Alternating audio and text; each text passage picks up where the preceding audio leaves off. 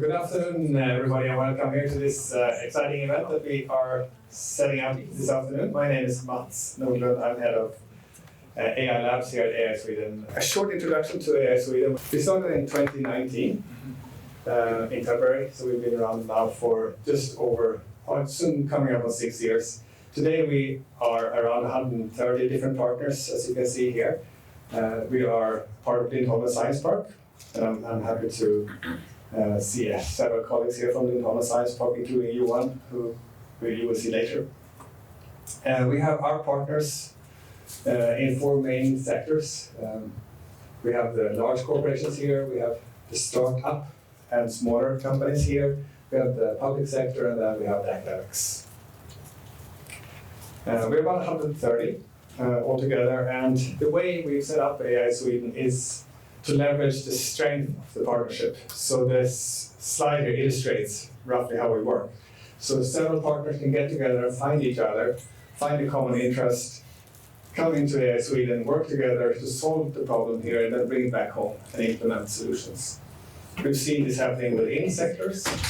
We've seen it happen across sectors. So we've, for example, seen the healthcare sector using some of the algorithms and results coming from the automotive. We've seen space using things coming from the health sector and so forth. So we are very quick, the way we've set up, to be able to transfer knowledge and results between fields. We also have an ambition to be, as our unique point with us is to be able to start very quickly. So we say that anything should be possible to start within 2 hours at AI Sweden. So if a couple of partners get together and want to start a new project, this should be possible to do within 2 hours. And that's because all the parties have already signed the partnership agreements and they've signed the data factory agreements and can get going quickly. Of course, it doesn't always happen, but the benchmark we created because you can set up an account at Google and you can get going on a Google platform within 2 hours. So we thought, why should we be worse? So that's sort of the mindset we have. And so the mindset translates back to what we call here speed of boldness. So it's about doing things fast, and it's about doing brave things together, challenge the status quo, not just try to improve step by step, but discover new directions, say, is this a good way to go? Let's see, and then let's try it. And if it doesn't work, that's no big deal. We'll learn, we'll stop it, and we'll move some different directions. Turns out more often than not, it actually works.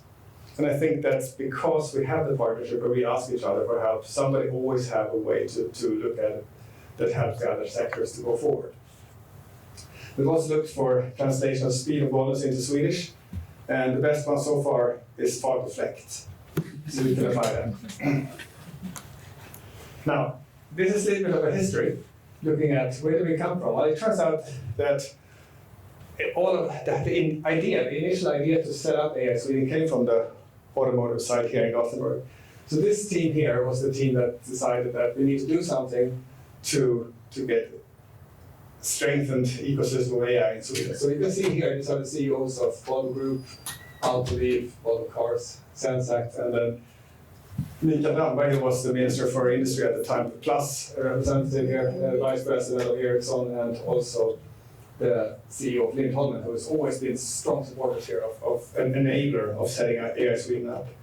And the idea was to set up a unique thing in the world, which was both an AI research center, but also looked into infrastructure. How would you actually train it? And that was a really good input that we had from the automotive industry. Do it this way. Set up your own data factory and figure out how to do that. And then the other thing this team told us was, don't make it into an automotive center, make it into a broadly applicable national center that includes healthcare, it can include space, banks, anything, because we can all benefit from learning across. So it was a very wise and very wide vision that they had. We moved from there to something that really works. This is what it kind of looks like today, and this is our advisory board today. And here you can see we have 3 automotive from Stefan, Bryan, and Mats. We'll see 2 of them today. But we also have, this is the head of research for the European Space Agency, this is the chief of the Swedish Navy, this is the chief of AI for Recorded Future. We also have Daria Isaksson, who is the Director General of Vinnova, and not least Dr. Griffiths here, who is president of Dakota State University, and she was one of 12 commissioners on the US National Security Commission on AI. She comes here once a year to help us out with advice and so forth. So we have a very diverse very good, strong advisory board now that really represents the original vision of what we were created to do. And what this meeting is going to end up with is what's our next big step. And since the automotive has always been helping us to set the direction, we're looking at automotive now to do it again. So what has been done? Here are some examples. And you have probably figured out by now that this screen is divided roughly here. So it's the same thing here as it is here. So you don't have to read everything. So basically when we turned that off, we tried all sorts of things yesterday. The only way to kill that was to hang something in front of it. But looking at this, you can see we've done and are doing a lot of projects. I'm not going to go into details, they're on the homepage. We have some talent programs, and we have had the strategic leadership of getting the AI Sweden and so forth going. And I am going to point out three things that have been really transformational for us. And that is the Fedbird project. That really set us on a completely new direction. Of course, it came from the automotive side. And it also was a collaboration with the most important university for us. And to our big surprise, that university was the Swedish University of Agricultural Sciences. We didn't anticipate that it would be one of the technical universities, but we learned quickly that the Agriculture University, SLU, they really have the data. And their data is not covered by GDPR, and they really want to go somewhere. So it was an extremely good collaboration with them. What we learned there was the use of proxy data. We couldn't necessarily always use the real data from the companies or from hospitals or something else. But what we could do is we could use images or data sets of birds.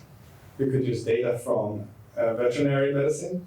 And we could train algorithms. We could test infrastructures using these things to learn how to do it. And then we could give the algorithms and so forth back to the automotive industry or to the healthcare. And they could retrain it inside their domain on their own data. So the Fedbird really showed us a lot of things. Unconventional collaborations across sectors that would never meet otherwise. It showed the use of proxy data, using some data instead of some other data to just prove a concept. And then you take it home. And that's sort of in the spirit of AI. So you learn how to do it here, take it home, and then you apply to your own stuff. The Smart Honeypots is one of our latest additions here. It's also a very exciting project. We have got the direction from our board here to go into securing AI. And the idea here came up from a Volvo Group, from Thomas here in the front, which is to use honeypots, which is a trap where you attract attackers to come in and attack your infrastructure. But we can make them smart with that large language models so that they behave much more like a human or like an installed real computer system or an infrastructure. And that enables us to keep them engaged for much longer. And these can learn the attack modes from the aggressors. But then using some of the things we did here in federated learning, we can have these honeypots teach each other about what are the attack modes, and they can learn from each other and without sharing information about each other's network. So that's a really breakthrough on a completely new way of trying to figure out what is coming at your system from other sides. And then I want to point out also the talent programs. It becomes more and more evident that the more we work with young students and young graduates, the stronger we get faster. So we've had a lot of, these are all the things that we've done in automotive. We've had summer students here in the cyber program that we sent to the US for half the summer. We've had trainee programs that we're going to do a new one here next year.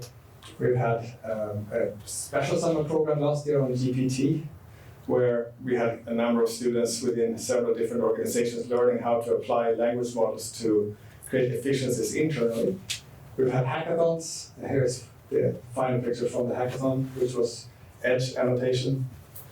Master's programs, mid-career programs. We've had 5 or 6 colleagues from the industry coming to us, spending 6 to 18 months at AI Sweden learning together, and then going back to the companies. And then we're doing work with younger talents that are not quite through university yet. And then we have our strategic leadership, which we showed is now this panel. And they pointed at, and from the beginning, set up AI Sweden, edge learning and securing AI. And the first challenge we had was really this, that was given to us from the automotive, where the automotive said, Swedish ecosystem is underperforming in terms of producing results and knowledge in AI. So these were the results in 2016. What you can see is China and the US are way up, and the number of countries are here. If you magnify these, you'll see here Japan, UK, Sweden and Denmark are down here. So our ecosystem in 2016 hadn't even started to turn up. So the question we asked was, how do we run faster than everybody else?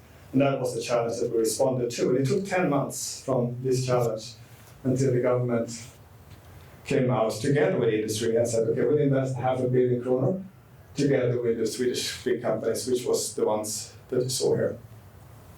And that was the opening ceremony in 2019. The next big challenge that we had, which also came from the automotive side, was what you can see here. All these pictures are from Google Street View. And what you can see here is a big problem. There are signs around saying that you can't take pictures here. What you can see here are pictures which have been taken many times with a sign right in front of you. Here you can't take pictures of that antenna. You can't take pictures of the warehouse. All of this is geolocated where exactly they are. This bunker, for example, you can absolutely not take pictures here, but there it is. So how can we collect data without collecting the data? How can we share data without sharing data? That was the challenge that we got from ourselves, from the automotive side, and we had the luck of collaboration between HP, Volvo Cars, and that side. We got together and said, okay, well, let's build something. And with what we say speed and boldness, we allowed one of our colleagues to come here and we built the Edge Lab. It took us 2 months. And we did that because we all donated. If you want to go out, apply for money, do procurement and so forth, it will take you something like 12 to 18 months to get in place. But with the donation, both of equipment and time, we really got this up fast. And today we have a lab up here, primarily donated with equipment from all different suppliers. You can see many of them on the side here, with a value of about 70 million SEK, which is upstairs here. We can go in and for real try things. You can do federated learning, you can do all sorts of things to explore. We're now also starting to explore how these can be attacked and how they can be attacked during training, how you prevent the models from leaking and so forth. The secret sauce is illustrated here. We do a lot with very small resources by being able to move results across fields. So we can have something that first came from mobility, like the Edge Learning, Federated Learning initiative. Then the healthcare sector said, well, gee, this is interesting. We should be able to do this between the hospitals. They started doing it. Then came to space and said, could we do this with satellites? And it worked. And then banks came in and said, could we use this between the banks to look for example, anti-money laundering? And then some things come out of the bank stuff, we can bring it back. We were competing against Germany once on the space program, and they said we had 40 people doing space, they say. And I said proudly, well, we also have 40 people active in the space. However, some of them, of course, are double counted on the mobility side or on the banks or something, but I could honestly say, yes, we have 40 people working on relevant things. So that's the way we look at it. And so the key here is the talent, the people, and the ability to learn across and quickly take something from one sector to another, and then you put it home into your own domain and implement it back home. You can do it with students, you can do it yourself, or you can do it by hiring people from us, which also has happened. This model has drawn a lot of attention, and here you can see some of the visitors we've had over the last 2 years, I think, including a state visit from Netherlands who requested to come here and see how we do it. And these are always preceded by a lot of fact-finding delegations who come here and map out what we do, so they actually know what they're looking at. We've had prime ministers from Norway and Estonia here. We've had Dr. Griffiths here now. With the current geopolitically challenged situation, we also have much increased interest from the defense side. What we do here can be useful there. So with that background, the focus is forward in this meeting, this event. And what we're looking at now is what is beyond 2024. And I'd like to introduce our newest colleague who starts his first day today. It's Mauricio, and Mauricio has a super cool background. We've worked for a long time together virtually before we were able to clear all the immigration issues with taxes in Europe and things like that. But we have done it now, and it's his first day, as we said. He has closely worked and contributed in the development of AI methods and research for the last 10 years. And he's got experience in academia and industry from a large spectrum of application of research, including ergonomics research at MIT. He's worked in the automotive industry at JLR, so Jaguar Land Rover, and also worked in the nautical sports industry as a machine learning performance engineer at the America's Cup. So if you guys are into sailing, he knows how to trim your sails, or he has the algorithm that can trim your sails. So in his most recent position up until here, I guess yesterday or last week at least, he worked as the lead research engineer at Bosch Center for Artificial Intelligence in Germany. And there he's taken on a large variety of topics, including fundamental research on explainability of deep learning models, embedded AI design, foundation models, and general purpose robotics applications. So Mauricio especially is interested in novel application of AI research areas, and he has a strong passion for software engineering in the context of deploying and scaling machine learning software assets. So what we're going to do now is going to have Mauricio give his perspective from whatever he has seen, which is very broad, as an input. And then we're going to have a great panel of experienced people from around here, and headed by Bryan Reimer from the Advanced Vehicle Technology program at MIT, also giving their input. And the idea is to see for ourselves two questions that we can keep in mind. One is, how do we strengthen our collaboration as an automotive cluster here in projects? Some of the projects I showed before. And what is the next big thing that we should build, similarly how we built AI Sweden, how we built the Edge Learning Lab, how we're now building security? What's the next big area that we should initiate? These are the two questions that we're looking for, so that we can then form our cluster of automotive industry here and go get that. So with that, I'd like to welcome Mauricio to Sweden, to AI Sweden, and to the stage. Yeah, thank you.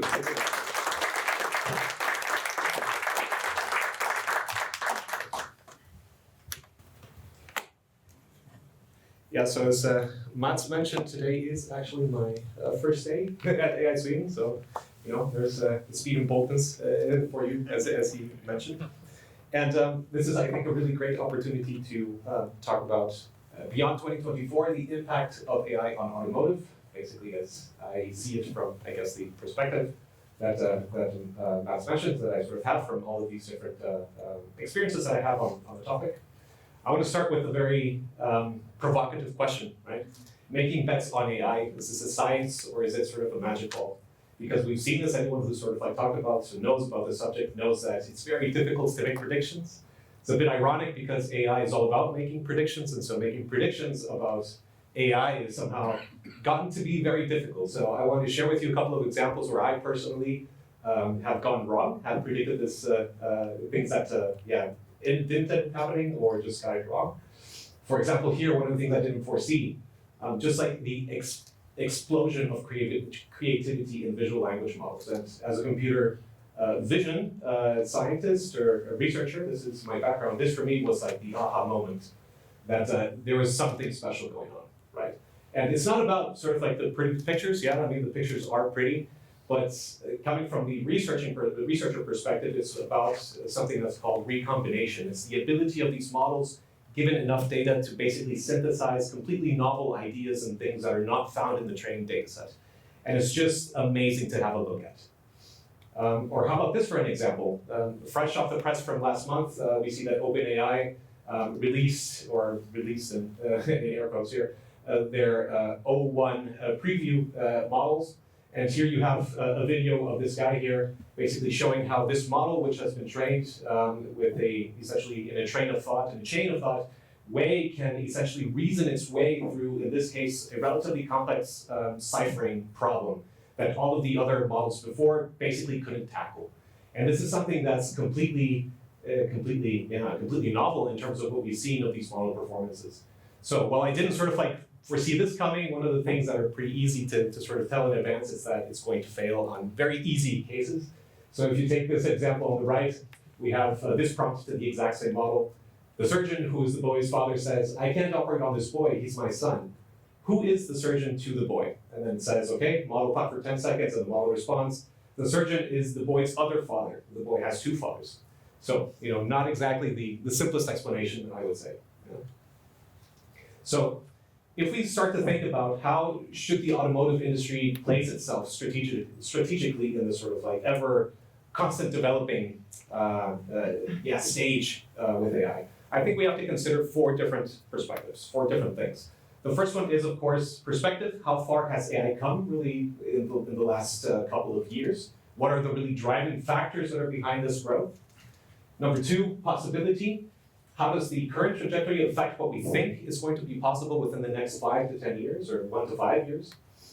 Paradoxes along the way, so the AI narrative is unfolding before our eyes, and as it unfolds, there are several paradoxes that we say, okay, well, I mean, I'd like to have a little bit of that and a little bit of that, but we can't, it seems like we can't have both. So how can we really have our cake and eat it too?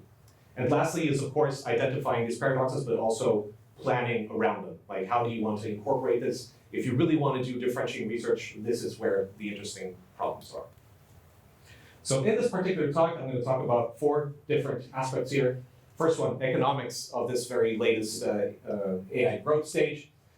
Basic takeaway, it's getting really expensive.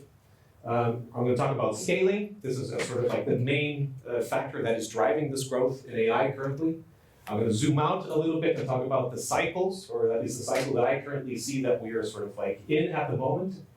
And then at the very end, we'll talk about some bets for the automotive industry, basically how we can distill this information into making good bets for the automotive industry. Right, let's start in economics. So investment in AI has never been greater, right? We have press releases from early September, for example. You'll get subscribers, SSI, super safe super intelligence. So this guy is a 2nd generation godfather of AI. And he's basically raised $1 billion for this startup of his that is now valued at $5 billion, right? In a completely similar way, you talk to Mark Zuckerberg in this interview. He basically says, yeah, that given the current rate of growth, it makes sense to invest over $100 billion into building the infrastructure, which is crazy numbers, right? Talk about the infrastructure growth in the United States, for example, right? Another article from earlier last month. 2 companies seek to develop 125 billion AI data centers in North Dakota, right? These are just staggering numbers, right? We're at the point where you basically need satellite imagery to be able to really take in the full scale of how these things are being developed. Here you see, for example, one of Google's IT campuses in Iowa. It's of course not all related to AI, but a large portion of it is. And the crazy thing is that they're interconnecting these campuses, right? And the idea is that they're going to basically interconnect them in a way that you deliver multiple gigawatts of power for training a single model, right? This is just really next-gen stuff, right? Here, for example, coming in from the this startup scene, Lumen Orbit, which I thought was a really cool example. Their sort of pitch is, well, actually, if you're in space, you have really great cooling capabilities. You get a lot of free energy. And you know what? Launch costs are failing. So there is a viable business here for putting your data centers and your compute centers in space, right? Just absolutely bonkers ideas that you probably wouldn't have come up with 5 to 10 years ago. So this is how one of the AI podcasters I follow puts it in this video here. These are levels of investment that could fund research to cure diseases. Yeah, or perhaps fund the budgets of medium-sized countries. It really is that crazy. Let that sink in for a moment.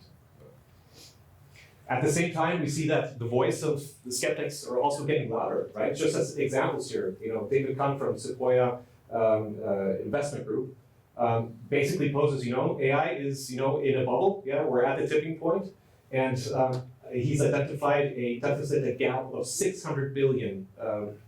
When he compares the revenue expectations to what actually is coming in through AI. Another great article from The Economist, right? They identify, for example, pilotitis, concerns with security, biases, hallucinations as the main reasons why these are not being adopted, and this is costing the industry a lot of money. Or, going back to MIT, where there was a study done using, take these numbers with a grain of salt, but at the end of the day, a really marginal impact on the GDP, which is a really far cry from what we've heard in the narrative before, right? That this is going to change in our entire industry and our entire economy. Here we have, for example, Apple AI, which is a really great firm. showing us how expensive it's getting, right? So if you see in this graph here, publication date of when these models are actually came out versus the cost of training these models on a logarithmic scale. Basically tells you the cost is increasing exponentially, right? With most of the costs relating to the compute, so the blue bars and the yellow bars in this graph here, and the R&D, the staff costs in this green color here. So it's definitely getting more expensive as we head along. If you talk to directors of industry themselves, so for example, Dario Amodei, he's the CEO of Anthropic, one of the frontier AI firms at the moment. He estimates that a model trained today can cost up to 1 billion. Next year's models may cost 10 billion. And even after that, in the years after that, he's completely reasonable to think they could cost up to $100 billion to train models if we were basically going at the same rate as we are today. And Eric Schmidt, in this really fascinating interview with Stanford, he basically says about a conversation that he's had with Sam Altman that he thinks that Sam Altman thinks it's going to take about $300 billion more to basically keep on going the same path that we're on right now. So, and if you take into account, of course, the situation in Europe, it's really not easy. The funding to private AI companies in Europe year on year dropped 70% into last year. So basically the State of AI report from last year, with most unicorns being grouped naturally in US and China. So yeah, it's tough here. So what this basically means for automotive, well, automotive is of course in a very tricky position after a lot of years of invest in L4 without real globalization of this technology in sight, right? So, just have to look into news coming out of Cruise, for example, or Waymo, and to see that there's, still very, heavy headwinds as we try to further develop this technology. So what do we do about it? Well, to put on a very high level, I think, of course, bets needs to be hedged and severely. So focus on scalability. There are, of course, certain directions in research that are more scalable than others. And of course, go after the things that we know that are already issues in the adoption of these technologies. We need to basically strike a very careful balance between correctly assessing missed opportunity costs versus, of course, digging yourself into a sunken cost fallacy. Of course, easier said than done, right? But I want to talk about scaling as the next thing here. Because this is the driving factor of why things are getting so expensive and why things, where this growth is basically that we've seen, right? So what you see here is essentially a visualization whereby you basically have the compute in terms of like how long you train versus your loss. And the basic scaling laws, again, take with a grain of salt, basically tells you that your error drops as a power law as a function of your compute, your model size, and your data set size. Right, which you can see here. And if you compare essentially the progress that we've had since 2012, just for comparison's sake, I really like these sort of fun comparisons. But in 2012, we had the AlexNet paper. For anyone familiar with AI, you'll know this is a very seminal paper. Among the other things that this paper shows, one of the cool engineering challenges that were beaten here is that the authors managed to train their model on 2 GPUs. Fantastic for 2012. In 2024, the situation looks different, right? We're actually using federated or distributed training to train frontier models due to energy requirements. So take a look at this conversation between an ex-Google employee and someone who's an employee at Microsoft. They say, why not just co-locate the cluster in one region? And the other guy says, oh yeah, we tried that first. We can't put more than 100,000 H100s in a single state without bringing down the entire power grid, right? This is just complete levels of madness, right? It's completely 2 different worlds now. At the same time, we see that we are getting diminishing returns for these exploding costs, right? So we have here on the left, for example, an image from, I think it was Google Brain or Google Research, who had a look at basically what's the relationship between the size of your model or how much compute is required for a model and the performance of that model, again, on a logarithmic scale. And if I look at that plot, well, I sort of see, okay, it's not exactly linear, right? It's sort of like trends off a little bit, but even if you take away the edges and do away with the outliers there, and you still sort of get this power law thing that we talked about a while. If you take a look at the exponents of that power law, you'll notice that they're very, very close to 0, right? And this is something that was picked up by a recent publication that basically says that this scaling is extremely weak and unsustainable, right? If you want to increase your performance from a 3, or your error from a 3% to a 2%, this might require an order of magnitude more data, compute, or energy, right? This is the point at where we are now. At the same time, the quality of your data is still the driving force, right? So we've seen, of course, large language models being trained all over the place, and one of the things that sort of like enabled that performance is that they, for example, relied on web crawling, right? On basically just going out everywhere and consuming the World Wide Web for all amounts of, for example, textual or image data. And what we see now from this study from last year, I believe, or actually it might have been early this year, is that the restrictions being placed on these models are growing and fast, right? And at the same time, although this is perhaps not as interesting for automotive, because at the end of the day, okay, automotive is probably interested in other types of data. One of the interesting implications is that we're starting to see a different way of thinking in terms of how you think about access to your data, right? So this paper here basically shows, for example, that while you do have these power law limits, right? You can, by essentially increasing the quality of your data, really turn this into a power law, right? This is what we have essentially here with these curves basically bending down below this black line, which is the power law limit here that they're trying to show. And they're basically showing if you keep even a fraction of your data, but you know that it's high quality, you're really going to take advantage of the scaling effect once again, right? And this has somehow been lost in the way that basically we just want to train on everything.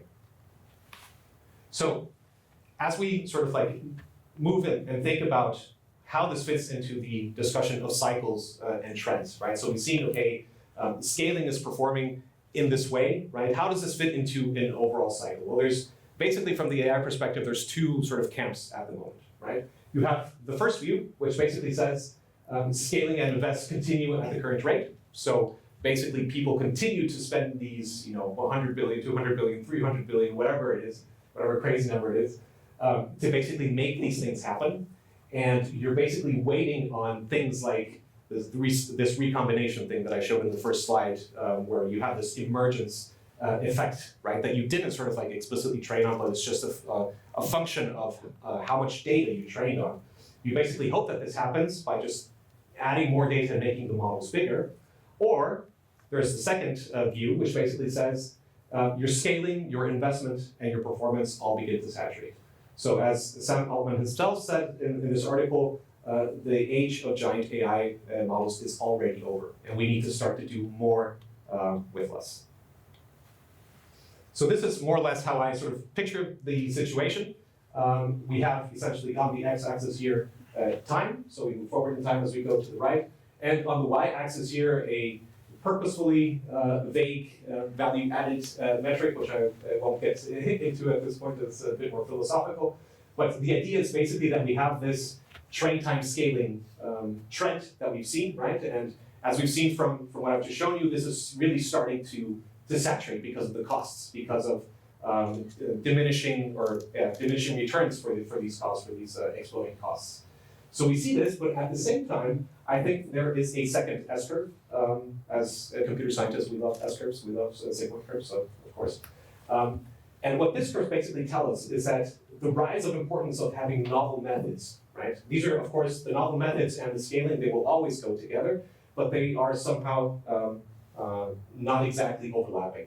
I would see us in more or less this region here, this shaded rectangle region, and as we move along this graph, along the time axis here, I believe there will come a point where most of the value added is going to be because of the methods and not because of the scaling effects. So the last time we saw this, in my opinion, is, for example, when transformer networks and transformer models took over, for example, convolutional neural nets for a lot of tasks, right? We were able to find really cool ways to scale these transformer models, whereas we had difficulties to do that with convolutional nets, and that's where this sort of like took off. And then at some point, we will have to, do more with less, and at some point we will find ways to scale even these novel methods, and then this curve will then invert and then just continue on as a helix. Yeah, basically, definitely. So basically, thinking about how these things work inside of the cycle and these trends that we've been seeing, we can, I think, make some pretty easy bets on what automotive should do next. And what I mean by easy here is not that these problems are easy. It's that we already know or already are somewhat informed of what these problems are and have already some good idea that the research works to some degree, right? So you have, for example, studies like this Capgemini study from 2019, I believe, which sort of like show you, okay, these are, if you're in automotive, these are like the interesting use cases. But for me personally, just listing use cases is really not interesting. I really want to get to the fundamental things that are that lie beneath these use cases. So what these guys do, actually, and one of the things that I liked about this report, is that they had a look at, okay, well, what's the impact of having scalability of your AI deployments inside of your organization, right? And they sort of compare this on a per country level and see how it's developed between 2017 and 2019. Remember, this is a report from 2019. And they basically take their use cases and put them on a 2D plot here with the x-axis basically telling you, okay, this is the benefit added by this particular use case, and on the y-axis, this is the complexity to scale this particular use case. And of course, you want the items in this lower right-hand quadrant, so the things that have high benefit and have low complexity to scale. So I think particularly specifically this plot is, I think, no longer valid in the sense that the use cases basically would be elsewhere now because of the things that have happened in the AI field in the last couple of years since 2019. But what we can still do is have a look at what are these scalability enablers for the things that you would find in this quadrant. And that's what I want to talk about. The first one, in my opinion, ownership of multimodal data for multitasking, which is a bit of a mouthful. Let's break it down. So first bit, the multimodal bit. Okay, so the first thing to consider here is really modes inside of your data, right? So it's one thing to train a model with highway driving in sunny California, right? And sort of assuming, okay, it's going to work everywhere, right? What I'm really talking about is we need data from New York crashes in Reykjavik or elsewhere. So really edge case data that you probably don't find everywhere. This is what makes your model interesting. And if I'm going to have and curate a data set, I don't want to sample from this distribution, right? Because I know most of it is going to be from this mode here. I want to sample from the whole thing, right? This is what makes data valuable. The second bit, multimodal in terms of the mode in which this data is presented. So here, for example, in this image, LiDAR and video data, right? And the prediction here, or I guess a general trend, not so much a prediction as a trend, is that you will have expertise for these things separated across industries. So for example, I don't think anyone at this point in time would go and train their own image feature extractor, right? You have already tons of open data sets and open models out there that can do this for you. But what's interesting for the automotive industry is that proprietary sensor data, such as LiDAR sensors, this is not something you're going to find on the internet. It's not something that you can scrape and build a foundation model for, right? Just that you can get, right? That you can get freely. So, someone has to take this on. So, looking at this, I sort of see at least two paradoxes that so as I told you in the beginning, this is where the interesting research lies. The first one, how do you distill a compute and data-heavy training to a cheap runtime package? So for example, imagine you can basically train on all of this data, it's really expensive to set up your test vehicles. But if you want to basically put this on a vehicle and then that you want to sell at the end of the day, what needs to happen from that initial training test period to that test period such that you don't lose performance, right? The second one, how do you achieve a global minimum for multitasking? So what happens if your object detector, your pedestrian detector is pulling your model weights in one direction and your stop sign detector is pulling those same weights in the other direction, right? This is a contradiction, right? And it's a difficult part of this multitasking literature. How do you validate a multitask model after changing only parts of it, right? If you want to improve the pedestrian detector in your model that can multitask, that can do many things at once, how do you sort of make sure that this hasn't affected the way that it behaves on stop signs, for example? Yeah, this is a difficult question. The next point here, in terms of the easy bets, are synthetic data. So as many of you might know that have experience in this field, for using synthetic data for actually training models, it's sort of like a long-standing problem that it's not clear that just throwing synthetic data into the mix is going to solve your issues. And at the same time, we need to solve this problem, because this is really the only way to remain scalable in terms of edge cases. Unless you want to go and do a whole new data campaign for every possible edge case that just comes up over time, you're always going to be one step behind. You need to be one step ahead, and the only real way that I sort of see that you can do that is with synthetic data. But as Andrej Karpathy, who was, as you might know, former head of AI at Tesla, mentions in this particular podcast, which I would also definitely recommend if you're interested. He says, and I completely agree with this, synthetic data sets are mode collapsed, right? So they're basically only giving you the mean of this distribution, right? You want to get more of the entropy. You want to get more of these other modes. So here's another paradox, how do you get that entropy back without sacrificing the realism of your data? So I'm going to show you now a couple of videos just to show you what's possible now in terms of synthetic data, which was unthinkable 5 years ago. Here you see 2 videos. These are completely synthetically generated videos. The technique is called 3D Gaussian splatting. It came a couple of years after NeRFs. This stands for neural radiance fields. And the idea is basically that you can build these photorealistic outputs from individual point cloud views in 3D space. And just, take a look at the quality. And the fact that this is running in real time is just completely mind-boggling. A couple of years ago, it took several seconds to generate a single frame of this quality, and nowhere near this variety of objects in detail. And now this is possible. So this is the age that we're currently in. The next bit of easy bets for automotive, enablers for embedded AI. For me, this is about really finding and creating new Pareto fronts on the cost versus performance trade-off. So here you see, for example, one company, one firm, startup named Recogni, and what they've basically done is they've basically come up with a number system that's based on logarithmic numbers in which they do all of their AI computations. And the idea being that if you work inside of this number system, you basically generate, or you can basically outdo the existing Pareto front on the efficiency to accuracy scale. So this basically means for the same amount of power that you invest in your computation, you get a whole lot more accuracy. Or conversely, if you want to remain on the same accuracy, you can do that with a whole lot less power. And it's really stepping into this mindset of doing more with less, as I mentioned before, really trying to go after fewer, faster, leaner models without sacrificing performance, which again is a paradox all in of its own. It's about co-development of hardware and software together, and really think, coming from this age where your AI models are large, they're opaque, they have these emergent qualities that they've learned after having consumed tons of data. How can I distill these emergent properties down to models that are actually usable, something that will run on a car? It's not something that I need an H100 for. The next step, the big bets for AI. So this is where I get really ambitious, let's put it this way.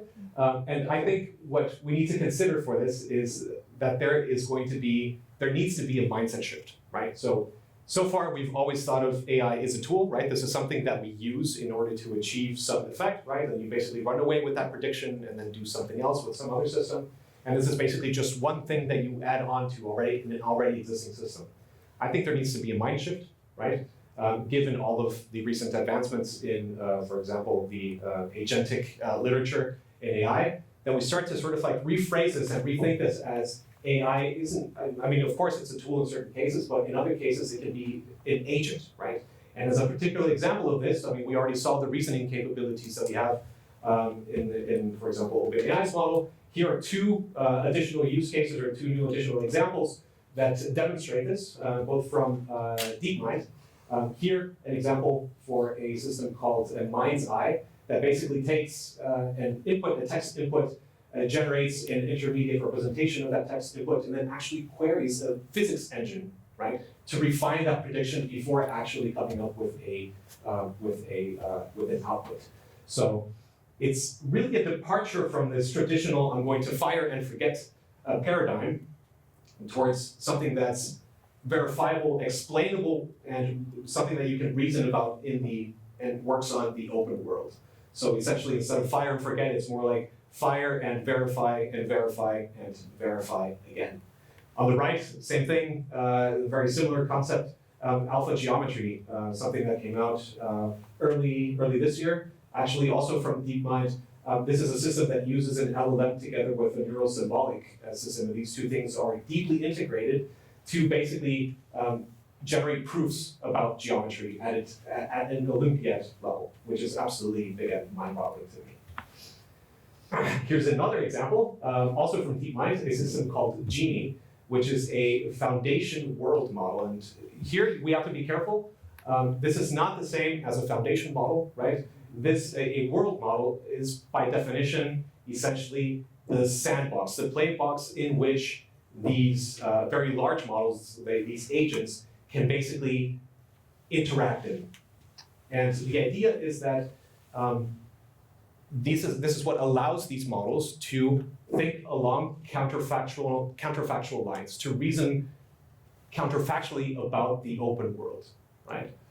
And the paradox that inherently arises in having a look at systems like this one from Genie is, well, I mean, how can I sort of say something about a state which I haven't yet observed? How do I know if some likely future state is safe or not, right? As you can see, this has immediate implications for automotive. And if you're wondering what you're seeing here in the video, this is essentially a system created by DeepMind, which allows you as a user to specify a text representation of your desired world. And the system will generate this world for you without having learned any action labels in the process. So this was trained mostly in an unsupervised way. So just by taking, training on all these 2D videos, I think on YouTube it was, that they're able to build this latent representation of the world, right? So the system basically knows what it means for you to jump across things, and it knows more or less how gravity works in an unsupervised way, which is absolutely incredible. And there's actually already some precedent for this in automated driving. So there's a model called Gaia 1 from Wave, which Wave say is already sort of like this world model for driving. So there is some precedent here. Right, and the last aspect of where I want to get, safety and cybersecurity. So, very big topic, but without this topic, nothing else is going anywhere, to be honest. So this is something that needs to be tackled in one way or another. So I think we see, a great evolution in terms of the types and number of attacks. So we can start with like the hardware side. I'm not sure if you remember 2017, at least in Germany, there was this huge manipulation scandal of AdBlue sensors to large trucks because people didn't want to spend all the money on AdBlue, so they manipulated the sensor to basically let these trucks run without AdBlue and basically trick it to think that it was running with this. Huge thing. As part of this article, they say this could be the cause of greater damages than the VW scandal of more or less that time as well. So, big thing. Moving on to software, article came out a couple days ago. Researchers found a flaw in a Kia web portal that let them track millions of cars, unlock doors, start engines at will. The latest in a plague of webbots that's affected a dozen car makers. Yeah, speaks for itself. And the latest one, which I find the most incredible, is that this going beyond just the software side of things and attacking the models themselves.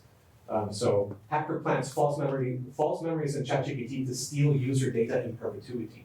So it's basically doing like an inception attack on ChatGPT, allowing it to basically recall things that it never really trained on, and in a way that it persists across sessions, right? Which is the really interesting bit. Actually quite scary. So AI safety as a topic is now, for the first time, this is 2023, part of the State of AI report. And for example, here in this blog here, in this paper here that came out of DeepMind as well, they sort of also track how or what types of misuse you have, for example, generative AI, to how you can actually do that in terms of the techniques. And it's also very much recommended. But the current trend that we see is that given this regulatory divergence that we have of some governments basically trying to apply the laws that they already have, some governments essentially banning the services altogether, while there's even some other governments out there that are trying to create new laws for AI, it's difficult for labs, right, to know what to do. So they're just doing what they want to, essentially. And yeah, the potential for misuse is really growing. So, in terms of like these very large opaque models, right? So we have now to distinguish between two roads that we want to explore or that we can explore. We have the first one, which goes down this opaque large models route. And there, I think Eric Schmidt, also from this interview from the beginning, summarizes it very well. The best possible outcome is that you understand the limits of what your system can do, right? There will be companies out there that you can hire just to break your AI system, right? So this is now a business case. And I don't think that's too promising of an approach, to be honest. You have to remember, these things that we often see and hear about, these hidden model biases, these faulty logic hallucinations, these are all symptoms. The core issues are that we just don't understand anything about the training data anymore. And this is really not scalable, right? We can't continue with this. So, two paradoxes that arise from the safety and security, cybersecurity perspective. The first one, which I've named here, if the model knew what it already knows, how do you detect hazards in an AI system that we already know contain them, but we just don't know how to get at them? How do you, for example, an LLM, how do you query this model such that it will tell you where its deficiencies are? And the second one, is there such a thing like as a specialist open world system? So a system that is general enough that it understands and can deal with open world queries, but at the same time is specialist enough that is not sensitive to basically attacks coming in from everywhere.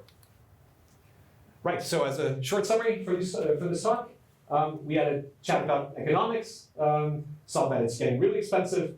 We had a look at scaling as a primary factor that's sort of driving all this crazy growth currently in AI. We had a look at the cycles behind AI and how this sort of, tension between, or not tension, but interplay between the method side and the scaling side. And we concluded with some of the most promising bets for Auto from my side. And with that, I will say thank you and happy to take any questions.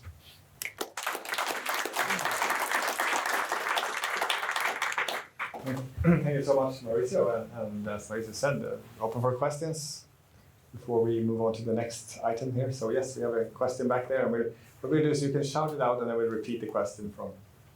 So on the efficiency side, what about specializing smaller models to be like specific to the task?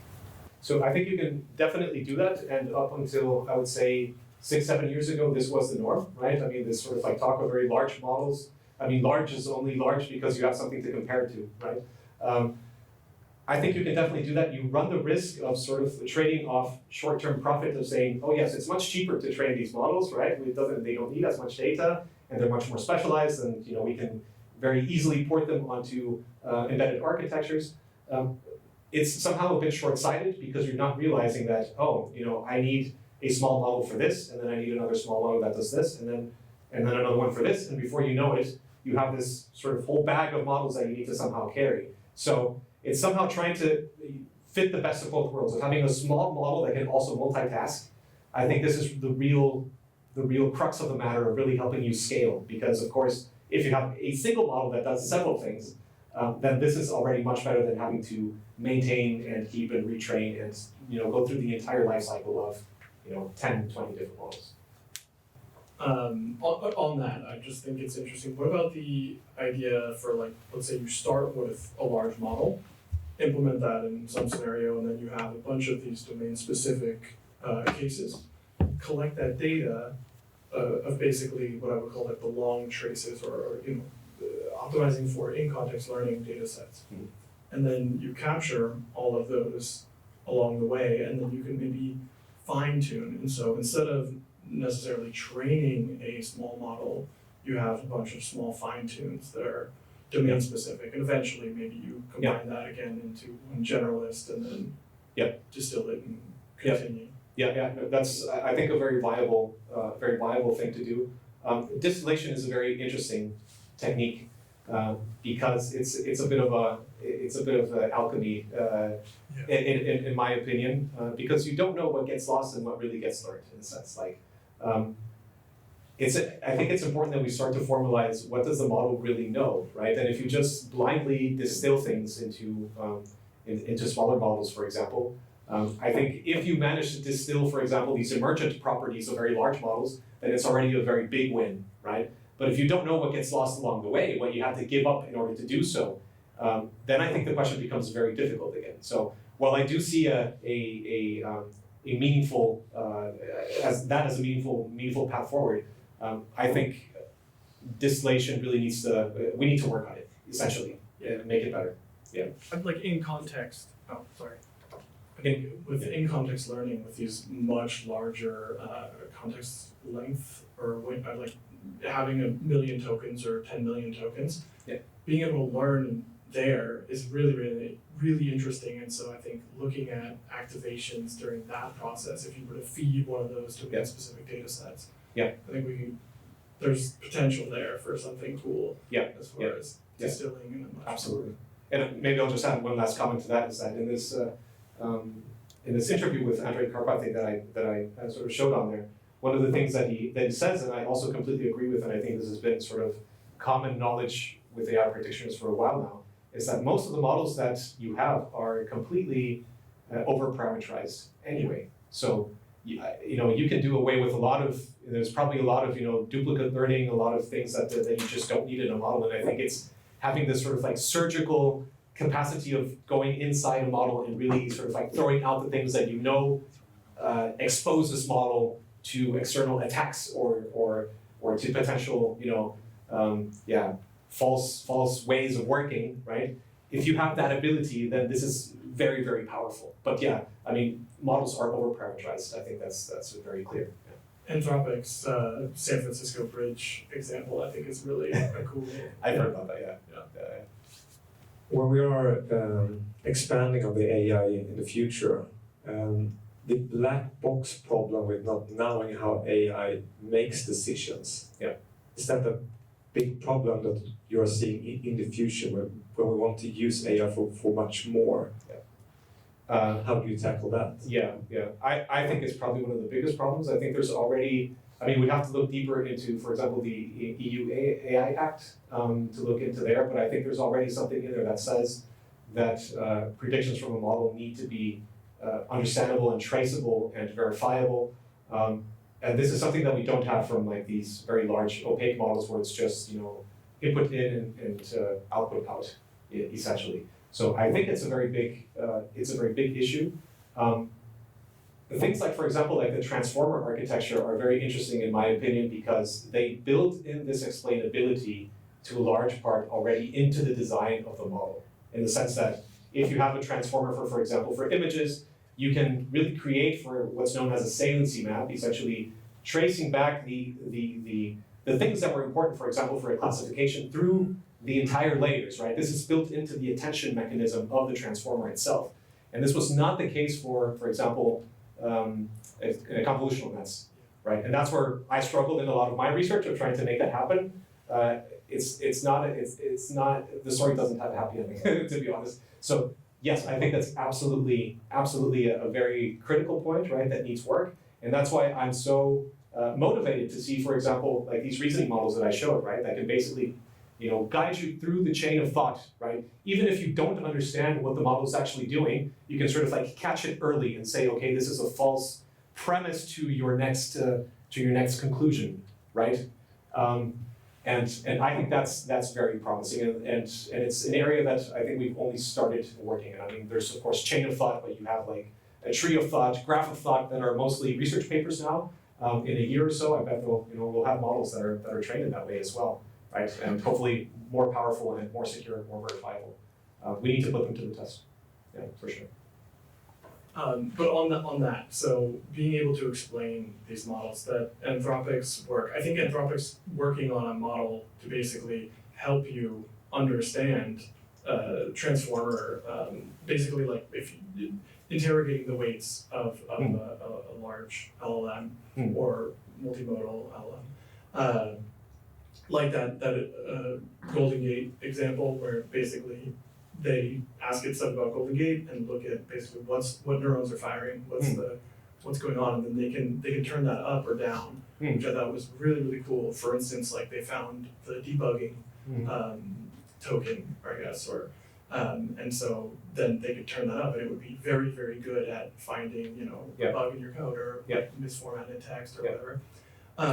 But you mentioned the RL or the O1 model being able to kind of show its train of thought. That's through the RL, I think, side of that. So if you were to combine both of those, looking at what was activated in the large weights and then also the RL side, I think we could end up with something that's pretty interpretable there. Yeah, I think so too. The one sort of danger that I would sort of see in that is assigning semantics to things like, for example, weights. Like, very typical problem from, for example, the convolutional net days, right? Where you would also do the sort of analysis to see, you know, what neurons activate when, you know, this component sees a dog or a cat, right? And then you would intuitively, as a human, say, this is the cat or the dog neuron.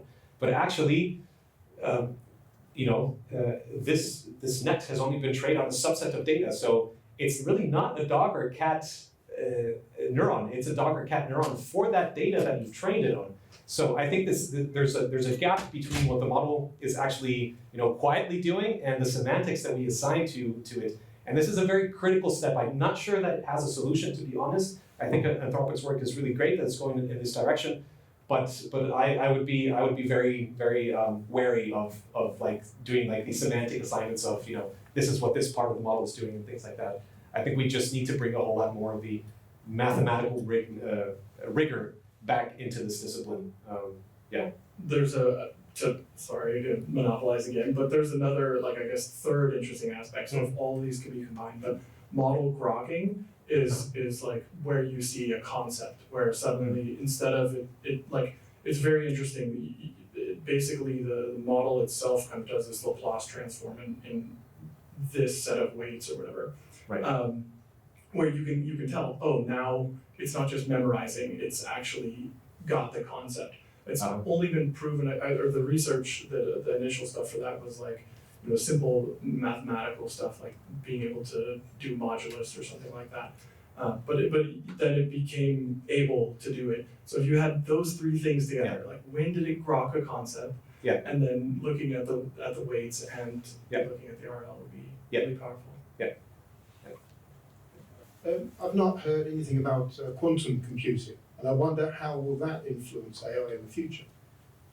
Good question. I would say not my area of expertise, to be honest. Also, as a researcher, it's not something that we've, or at least I've in my research experience, have paid too much attention to be honest. I know there are some hard limitations at the moment that, again, go a bit beyond my level of expertise to be able to tell you strictly about this, but what the experts have said within basically the groups that I was very fortunate to be part of so far, is that we should be wary of where this technology develops in terms of what it promises.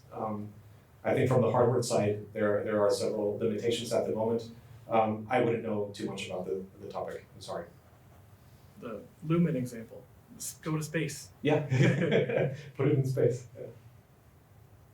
Thank you, Mauricio. Welcome. Thank you very much. Like I said, initially Mauricio's started working with us here at AI Sweden today, so he's available here in Gothenburg to come here and discuss with us and so forth. But now what we're doing is moving on to a panel of senior automotive experts, legacy, creating AI Sweden, creating a lot of new cars and a lot of new technology. A lot of new knowledge, and heading this panel is Dr. Bryan Reimer from the Advanced Vehicle Technology program at MIT, and I'm going to hand the stage over to you and take it from here. Thank you, Mats, and I'm joined by Eric, Johan, and Mats here. And I'll start at the end of the line with Mats here to give you a couple seconds around his background. We'll work our way back here. Mats. Okay, Mats Moberg, a former worked at Volvo Cars as Senior Vice President. One day left on my NDA, but now more than 2 years since I left. So I'm spending my days kind of liking tech and loving data. So it's a lot about innovations and supporting AI Sweden here. Yes, my name is Johan Lövenholm, and I'm the CEO of Nordlund Science Park. I don't think that's why I'm sitting here. I have almost 25 years within the automotive industry, specifically with Autoliv and Veoneer. So I've been working with practically all OEMs in the world, specifically on occupant safety, passive safety, active safety, and autonomous driving. So I think I have that perspective on our discussion here. Hey, good afternoon. My name is Erik Koeling and I lead the product development at Sensect. I've been working within active safety and self-driving car technology the last 20 years. At Sensect, we develop a software stack for consumer vehicles that shall help drivers to avoid collisions or even taking over the driving task, very much relying on AI. Thank you. And as Mats introduced, Bryan Reimer, MIT. I co-founded and lead the MIT ABT Consortium and the AHEAD Consortium, and work somewhere between global automotive policy, sit on the U.S. Department of Transportation Technology, Transforming Technology Advisory Committee, subcommittee focused on AI, advisor to AI Sweden, and a few other entities out there, including Autoliv, and Johan and I go back there a little bit. So today's conversation is going to come out of the tech space a little bit. Mauricio talked, and talk a little bit about the future of AI-enabled automotive systems. And not necessarily talk about the algorithmic underpinnings, but begin to think about some of the value-add propositions here for automotive, and where can we think about it going. And very much a dialogue here. And as we come forward here, if questions are coming from the audience, I don't know where Mats' microphone went to, but we can bring that in as well here to the conversation. So we don't have to necessarily wait till the end, assuming I don't get that from microphone limitations. So I'll start with a question. We'll start at the end with Mats here, if it's easiest. What do you feel are the most impactful embodiments of AI in the automotive landscape of the last 5 years? We talk all the time about automated driving, but is that it, or is it deeper than that? I mean, all the stuff that Erik has created is one part, but also kind of the small things when it comes to kind of combustion engines and that. But it's not on the level of AI that we talk on today. Well, it's interesting you say that, combustion engines, okay? It's not on the level of AI we see today, but the important aspects of fuel economy and efficiency that drive where we are today. Yes. I see Johan's going up and down. Anything you want to add there? Yeah, sure. I'm happy that we came to that point quite early, because that is the boring reality we have today. I mean, automotive industry is an industry with a lot of constraints. We end up in decision making where we have to make choices between technologies. We have to make choices between where to put our resources, right? To either bring value and unique selling points, or you cut cost. And that sounds boring. It's not the innovation and fun stuff we like to work with, but it is the reality. And I think that's a check that we need to do throughout this discussion to really see that we land in one of these two places. Yeah. Eric, anything you want to add there? Yeah, well, back to your original question, I think the biggest impact, at least for my small world, is in terms of traffic safety. And autonomous driving is part of that. But if you want to operate a vehicle in real life traffic with real humans in real weather conditions, complexity is enormous. And AI can help us deal with the complexity because we can generate so much data with all the sensors in the car. If you can generate a lot of data, you can train your models on that and thereby either help drivers to avoid collisions when they drive manually, or take over parts, or maybe even the complete driving task. What I think is interesting about this conversation all of a sudden here is that it's not just about automated driving.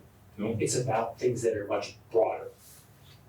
And we often think, and I think Mauricio hit on this well, of big, large, foundational models that are huge. The little things matter a lot here. Okay? You mentioned fuel economy. What else? What are some other little facets that you think AI has transformed auto safety, mobility, convenience, comfort, sustainability? Mats, I see your head going. I mean, if you just take it into the kind of small models like machine learning or testing, design of experiment and kind of building statistical models, it's a huge impact and has been around for kind of the last 30 years. I think for the auto industry, I think the entire fleet of consumer vehicles, I mean, it will generate data about fuel efficiency, about usage of features, or if we have a software as a service model, about what customers are willing to pay for. We can probe data from those vehicles in different markets, in different weather conditions, with different user groups, and we can find patterns in that data using machine learning or AI if you want, and you can optimize the fuel usage, your business, for traffic safety, and a lot more. So we talk about large data here.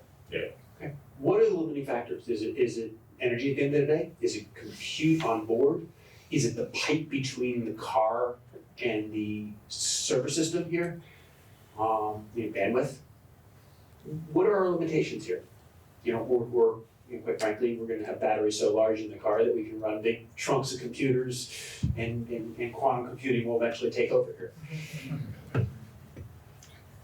Johan, you came from the supplier side here. No, I'm thinking again that we're back to this, and I was looking at the presentation from Mauricio here, and we talk about increasing investment cost. We had an ongoing discussion today about energy. If we look at our current situation here in the west of Sweden and the battery. So I think that is a complexity that goes beyond the automotive industry as well.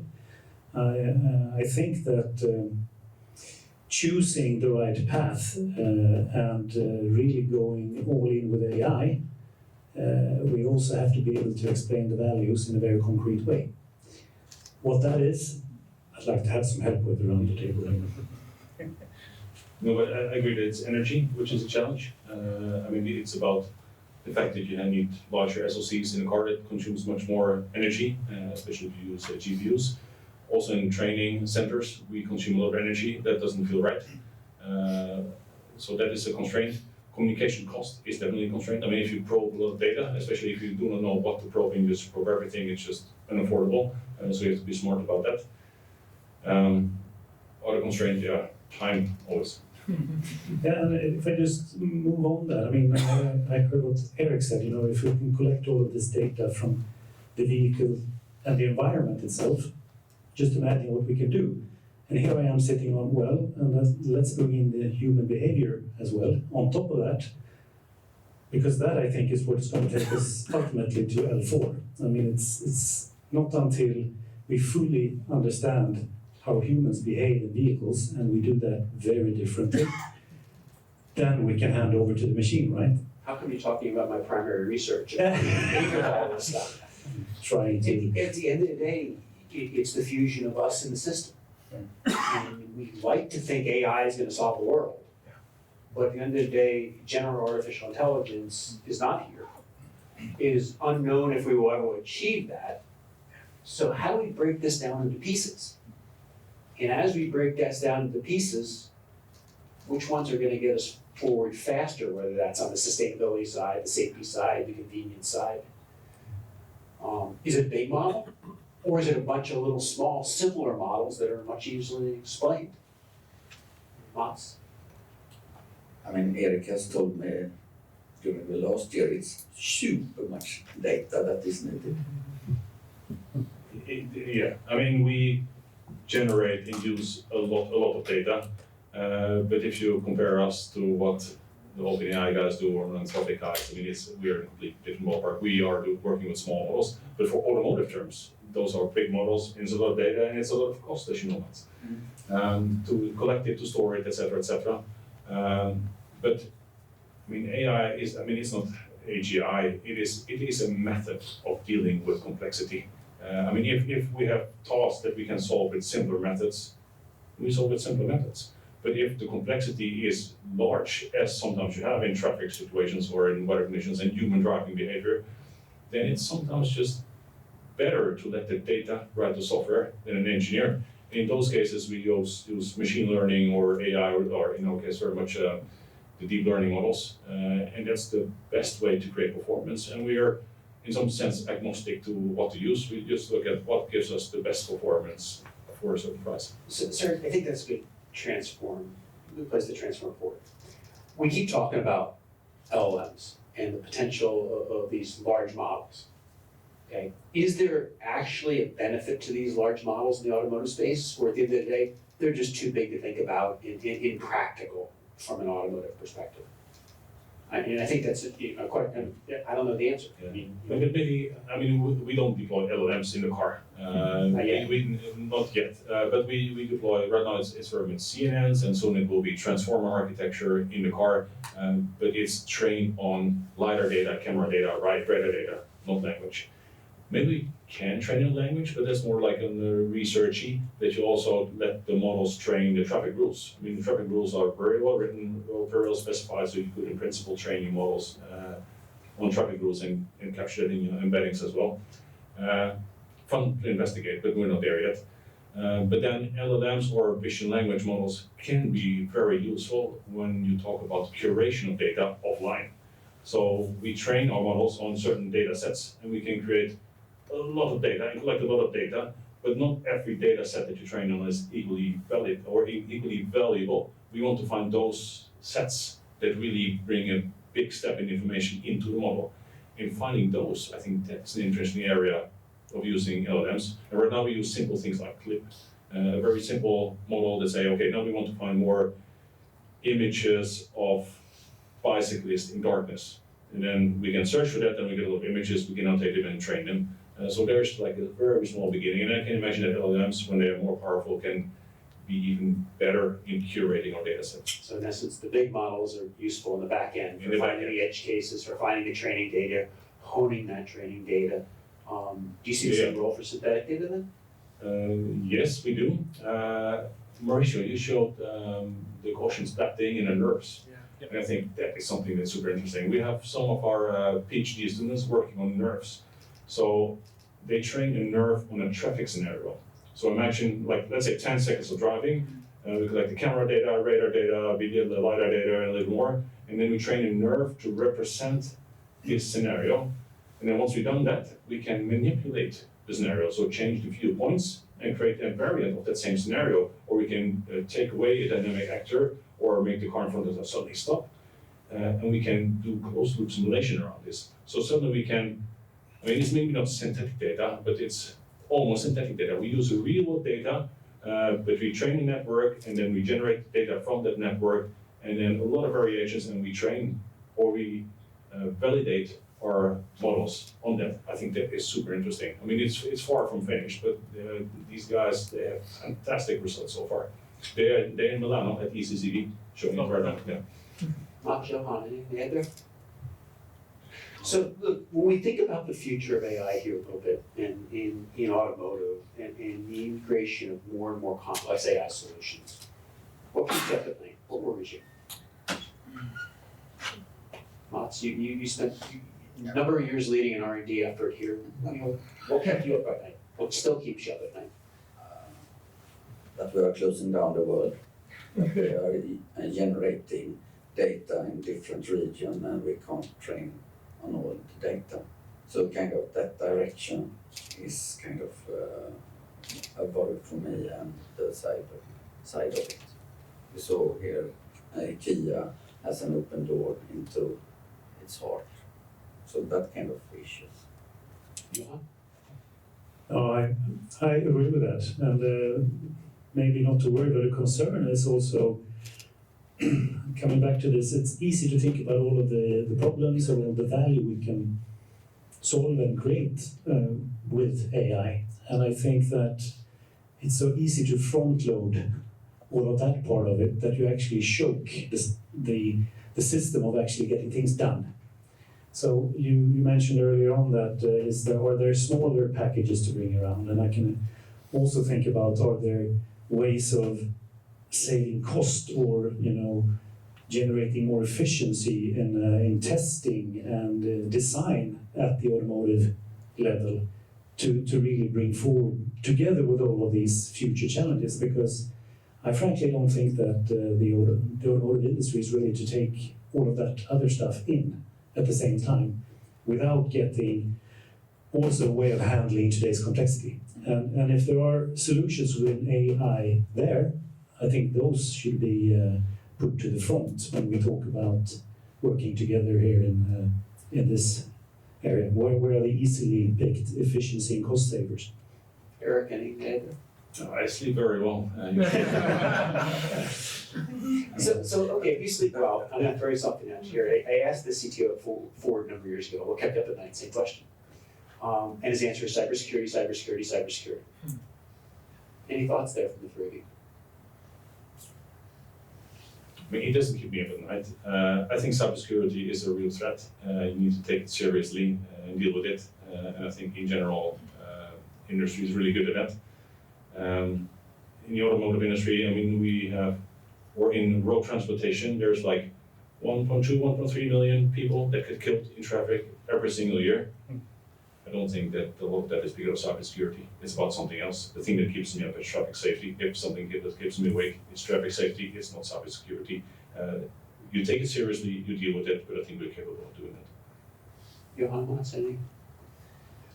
I think you have that paradox between standardization and sharing data across regions, and also making it very vulnerable to hit a lot of car fleets. So, I mean, the obvious example from my old world was standardizing inflators in vehicles, and then you had a faulty inflator and you were in big trouble because that would cut across all vehicle platforms. So I think there's also a way when we talk about cybersecurity and also compartmentalize things, that standardization is not the only answer. So one of the things that seems to be resonating around the US right now, in particular, is privacy. And part of that is that many consumers are beginning to be worried about what are being watched, and do I want this camera or sensor in the car? So Eric, I agree with you. What keeps me up at night and keeps me motivated is safety issue. But privacy worries me more. Because if the consumer is worried about privacy, they're not going to allow us to enable the safety technologies that we want to protect them. Any thoughts on that? Any thoughts on how we can use AI, perhaps, to enhance and protect the privacy side? Maybe. I mean, I agree with you. Privacy is super important. And we as developers, we don't care about data from an individual driver. We care about the statistics from a fleet. But people need to be able to trust that we do the right thing. And we could, in principle, misuse our position. And people will have to trust us that we don't do it. But it's very difficult to prove that you don't do it, right? And it's not so easy right now to make something which is foolproof. If there's something that makes me hopeful, that is maybe work on edge learning, as we do here. Because if you train your models on the edge and only pull the weights or delta weights, whatever, out of the vehicle, then the privacy is kind of, it's built to be private. You still have to trust that we actually done it, but still, we don't pull out private data from the vehicle itself. So that is something that's promising, but which is not here yet. I think that's a fascinating and important answer. Leave the data on the car. Yeah. We don't take the data off the car. And for those of you who are not familiar, there was a major OEM in the US who had a major data privacy leak a few months ago that really took this, at least in some of the work I do, from the bottom of the floor through the roof overnight. But leave the data in the car. Yeah, but then you need to have the ability to actually train on the car. That means using the energy for training on the car. Almost everything that we do is supervised learning, so you need to have a ground truth in the car to do this training. I think we should work on that, figure out how to do that, but it's still far from reality. So, this builds into the trust question. I trust my data is in the car. Okay, I trust my data is not coming back to the back office. I trust my data is not going to end up on the news tonight. What do you see as the most important characteristics of vehicle systems that are going to build trust from the consumer side that I'm not going to cover the camera because I'm worried about where that data might go? Is it just keeping the data on the car on the privacy side, or is it come back to performance, come back to sustainability, because at the end of the day, the environment's a dominating factor? Any thoughts there, Mats, Johan?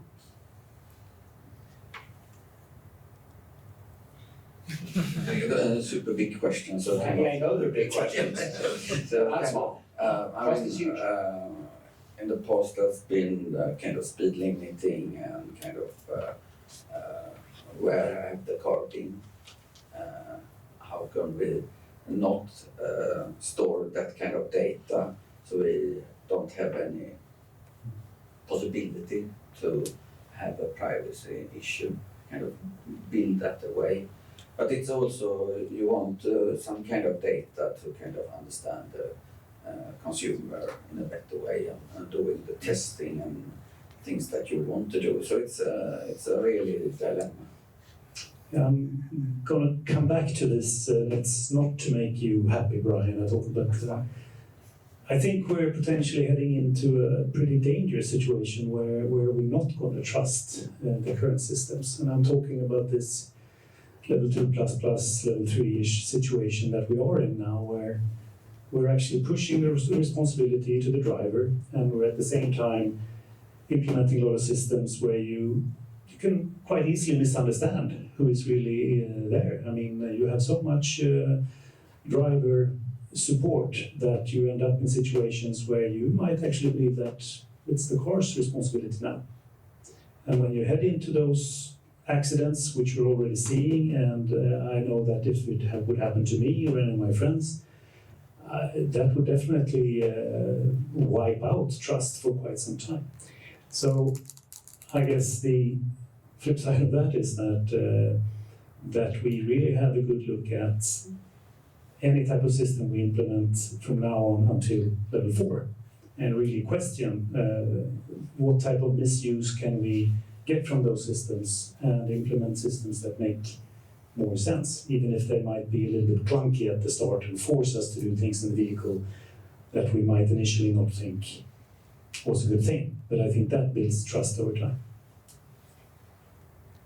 Yeah, I mean, it's super difficult when you're in the competition with the other car manufacturer and do your system not so good, just to that the driver shouldn't feel that they are safer than they are. So that is, you know, going in a total different direction for a second here, let's take a shift over to the pharmaceutical industry or medical devices. We use pharmaceutical interventions and assistive devices constantly.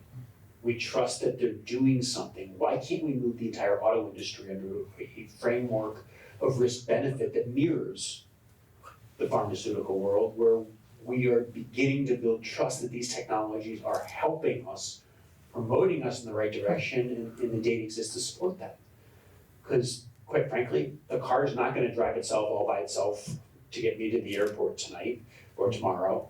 I'm going to be part of that system, as you say, Johan. How do we move the mindset? so for me, it starts already at the dealership with a salesman. It's a completely different experience.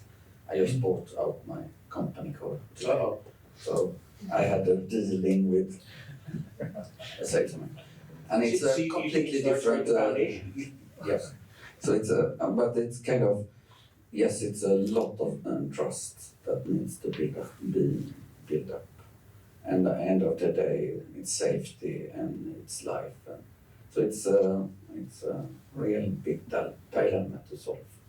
Now, I pull this away from AI a little bit because we're going to have to trust AI models here in many ways, like I'm willing to trust that Tylenol or Advil works. Yeah, but it's still data, right? Yep. So we put in a lot of technology in the car that in the end gives an outcome in terms of traffic safety.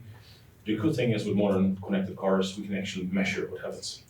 So if we put in new technology, we can measure amount of accidents, amount of airbag deployments, severity of crashes, how they are distributed over different seasons or traffic conditions, etc., etc.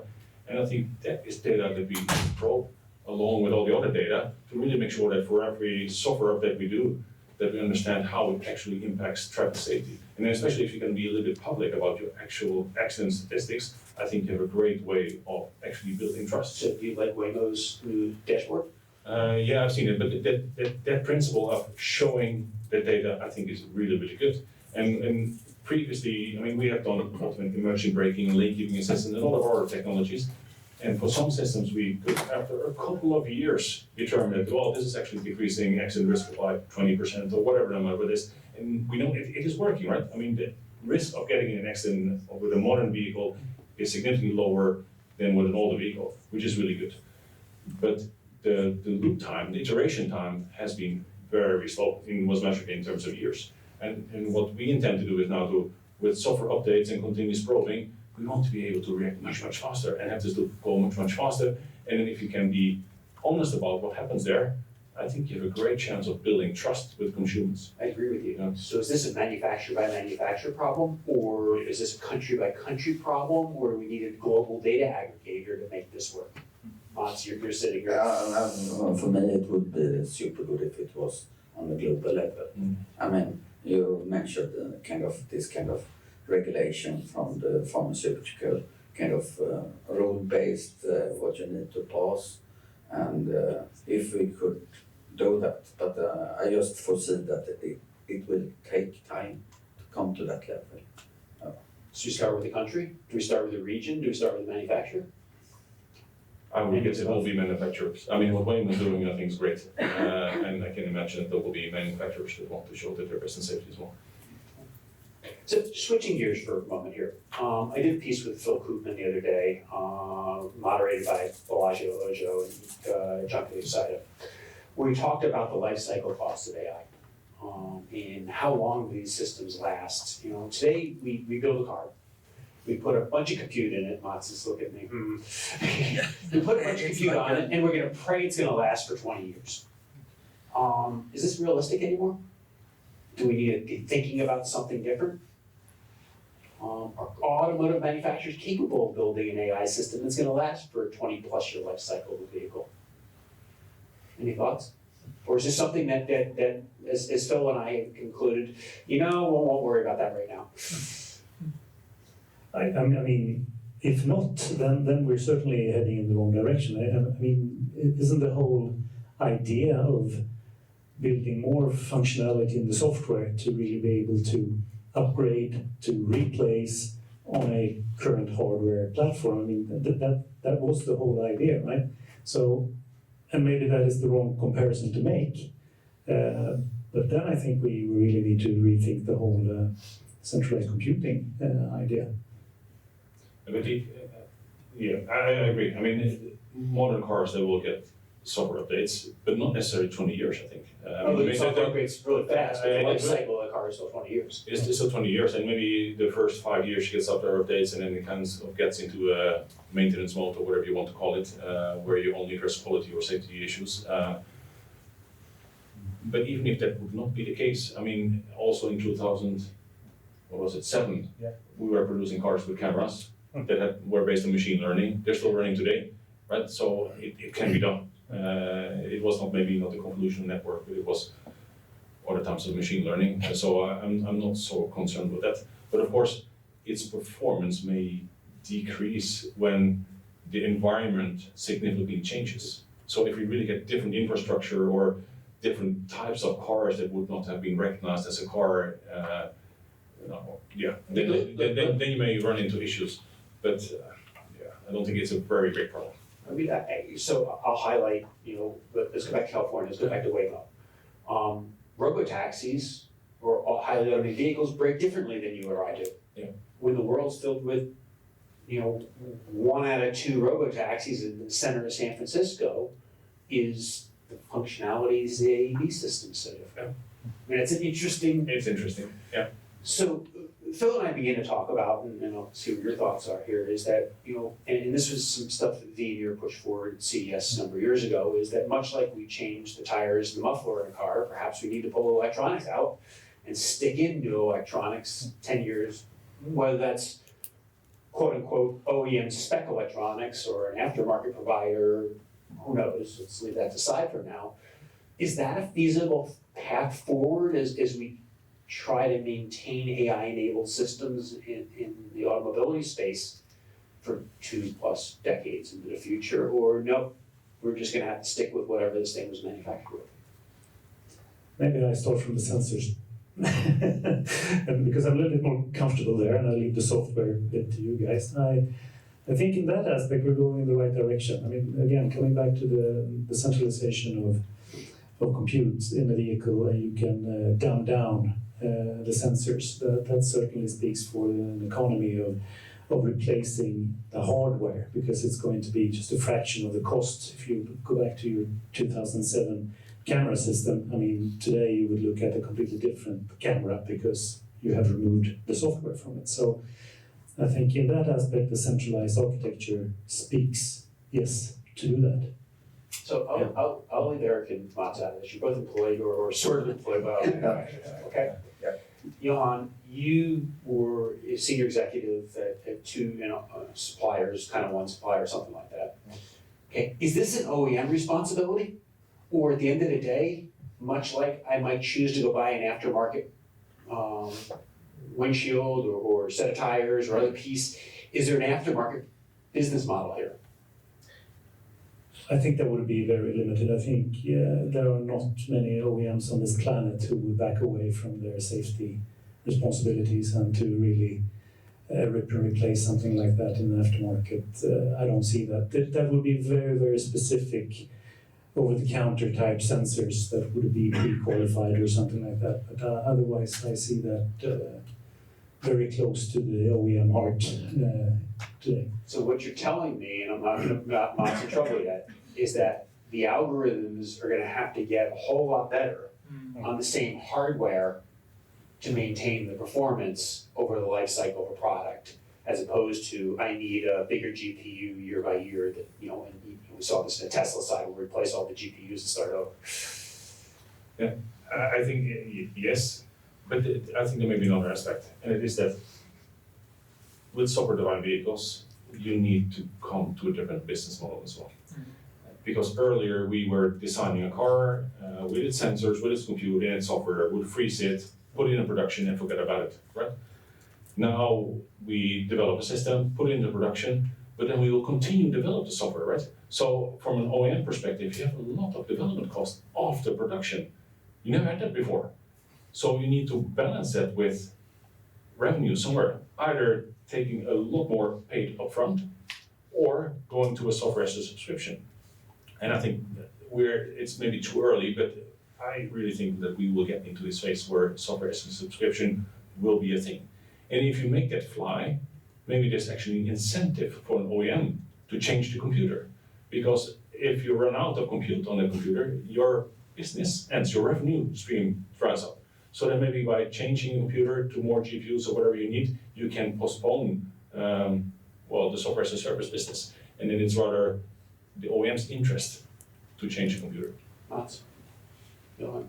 Can I just ask a question here? Because I think we've been talking about software as a subscription for quite a few years, and I agree exactly with what you're saying, but what do you think are the stoppers or hurdles for this to happen? Because sometimes I can think that the OEM's own business models could be the reason.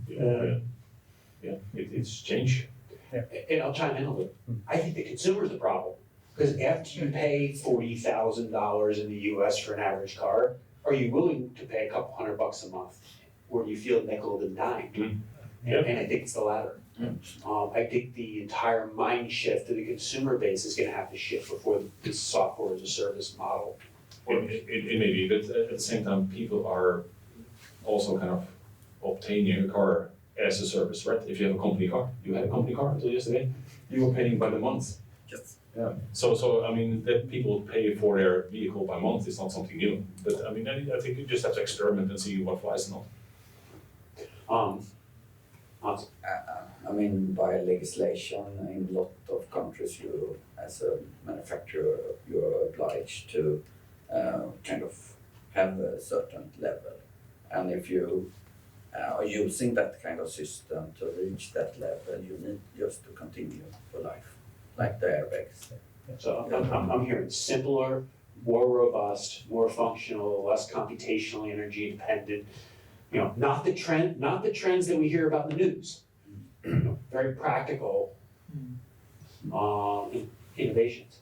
But what I'm also hearing, and correct me if I'm wrong, I think that once the OEM fulfills the minimum as far as the service that you are required to give the buyer, the additional potential for software as a subscription isn't that great, because you have the state-of-the-art discussion globally. And I think what you're very quickly coming down to is the non-safety related, convenience related services. And many of those are already owned by other platforms. So I can see the difficulty in creating the additional value for us as car buyers. Now, what I think is interesting, if you look where global world fatalities are not in the developed world, in the undeveloped world, is cars have a second or third life in the underdeveloped regions, saying safety is not good enough. You know, if you're going to import a vehicle that's 10 years old, I want a higher safety spec to that. And where's I see that being a barrier to entry long term. Where the resources going to come to flash and update software to maintain the safety spec, or the fact that it was trained on data here in Gothenburg, but it's now being deployed in India, where the world looks different. I think you bring around a very important aspect that we missed so far here, I think, and that's always thinking about the total volume of produced cars in the world. I think that must be more than 100 million today. And this discussion usually centers around a fraction of that, right? So AI is an enabler for perhaps a completely different spec of the vehicle, but enabling it to be, raising the safety levels in certain other markets. I think that's something to explore, and that's something that would impact millions of vehicles rather than hundreds of thousands, perhaps. Good question. Yeah, I was curious about where you guys see AI and the manufacturing side. So there's a lot of really cool research in humanoid robotics and all of this sort of stuff. I'm just curious, do you see anything of tolerances getting better, vehicles getting safer, data on this? So the question here is about AI and manufacturing. Yeah, and actually how does building AI vehicles. impact Yeah. manufacturing? Anybody? So on the kind of building cost, very, very much, and downtime in the factory, kind of keeping the factory or the light on in the factory. But better tolerances or anything? Safer vehicles. It's more the cost of Okay. it. And validation and testing of software.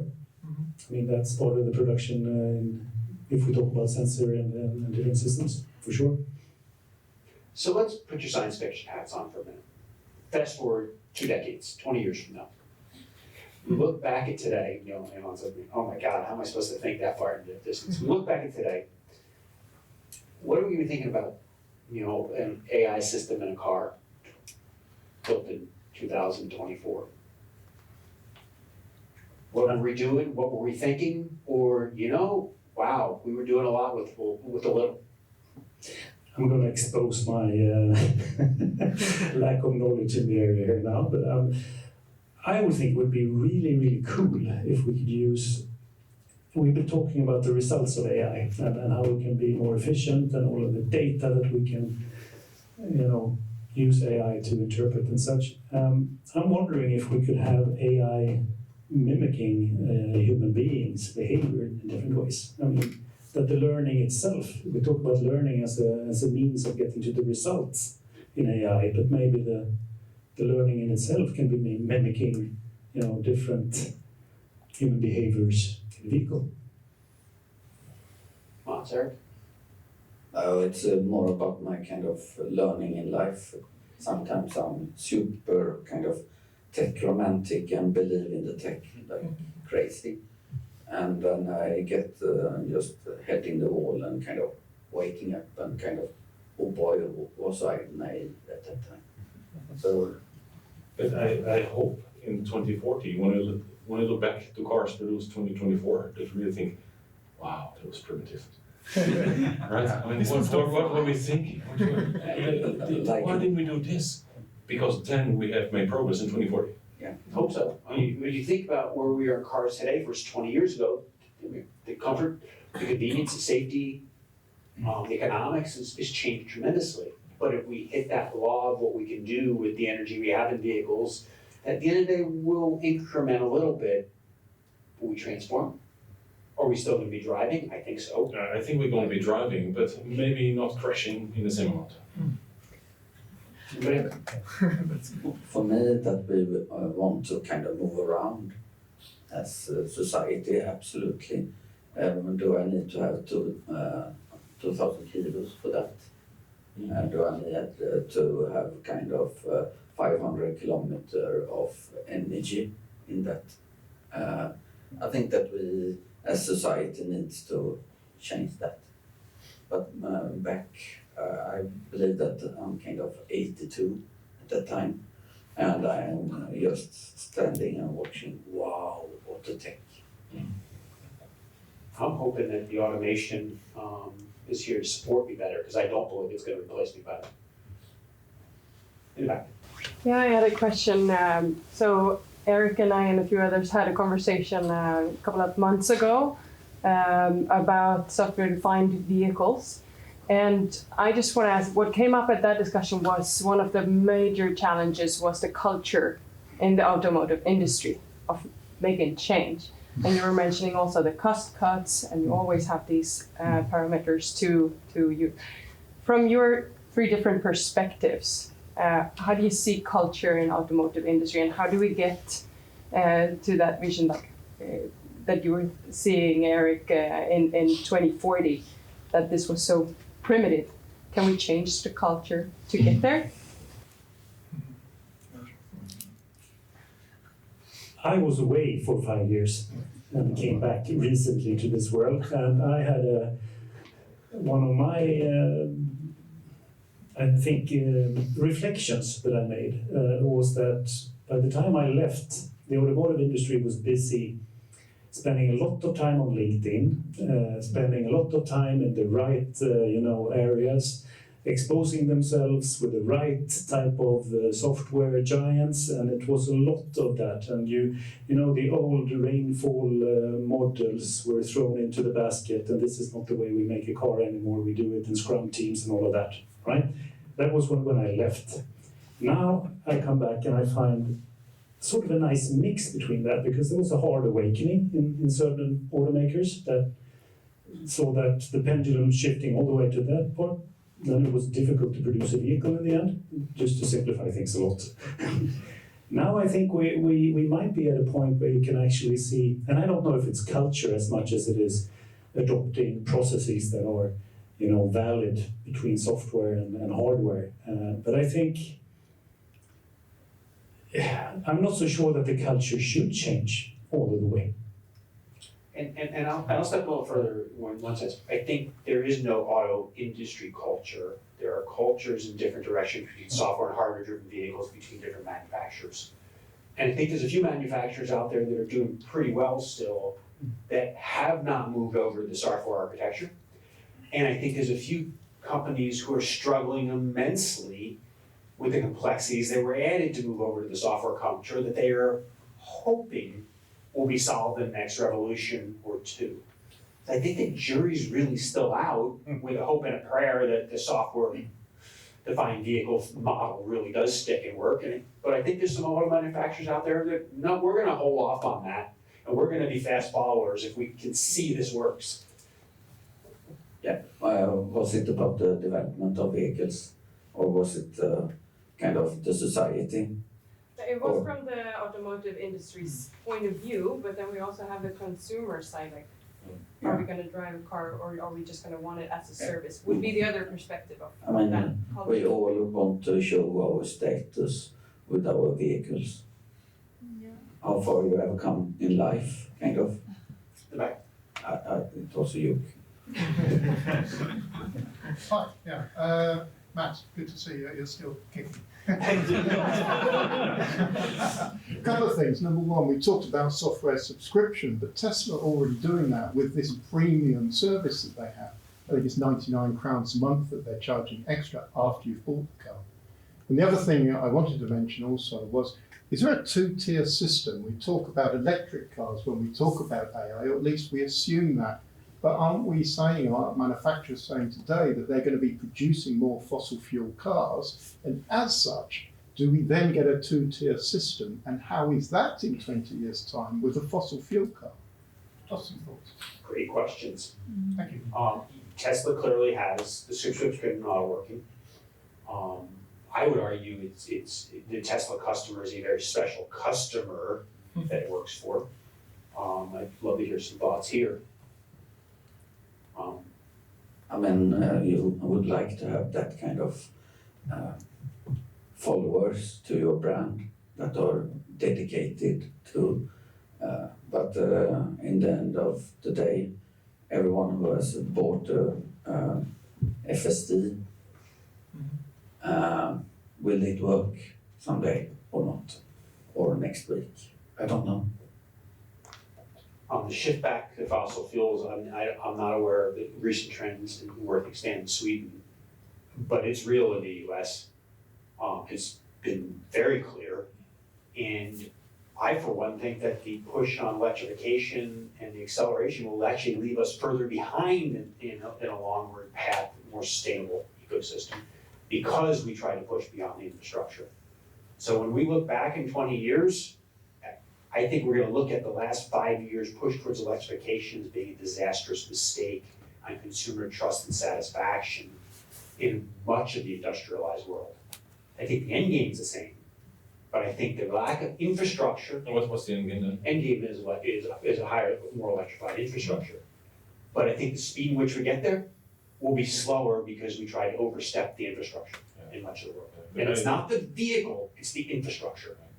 But I agree, the end game is electrical, the end game is software defined, and I think it will be a bloodbath on the way there for many of the tier ones and OEMs. Now, I don't think it's electrification everywhere. I think we will still have internal combustion engines. It may become the minority manufacturers long term. Diversification. Now, when we talk electric, we think it's electric. What about hydrogen? I bring that up because there's a couple of manufacturers that are sitting there. I actually wrote a blog on that, of why not hydrogen cars, why electric. I think it's really interesting. Very sustainable, it just puts out water, and you can create it from electricity. Okay, shifting directions here for a second. Yeah, shifting direction quite much. In terms of AI impact or potential impact to your organization or representative organizations, apart from cars and manufacturing, have you seen any examples where it's been good, where it's been bad, and where would you like to see more? Thinking HR, function, documentation, specifications. So way of working and development. I think we're testing with when it comes to coding.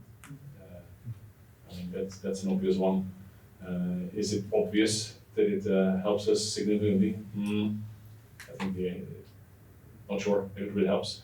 And I think people are experimenting all over the place with dedicated chatbots or Copilot or Microsoft and things like that. I think it's good to experiment, but it's not obvious for me yet that it gives a significant benefit for more efficient organizations. I worked for banking or finance and insurance. That it's a good place for a lot of data, a lot of consumer, and kind of just starting the journey to kind of getting better understanding and models. So, but maybe this is something else where AI will be the benefit. Using AI will force you to be super data driven.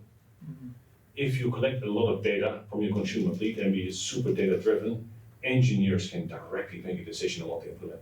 So these entire layers in between what's called product planning and strategist and all those, I think they will disappear over time. When data becomes available and everybody in an organization can pull the data, do the right thing based on data, organizations will be more efficient.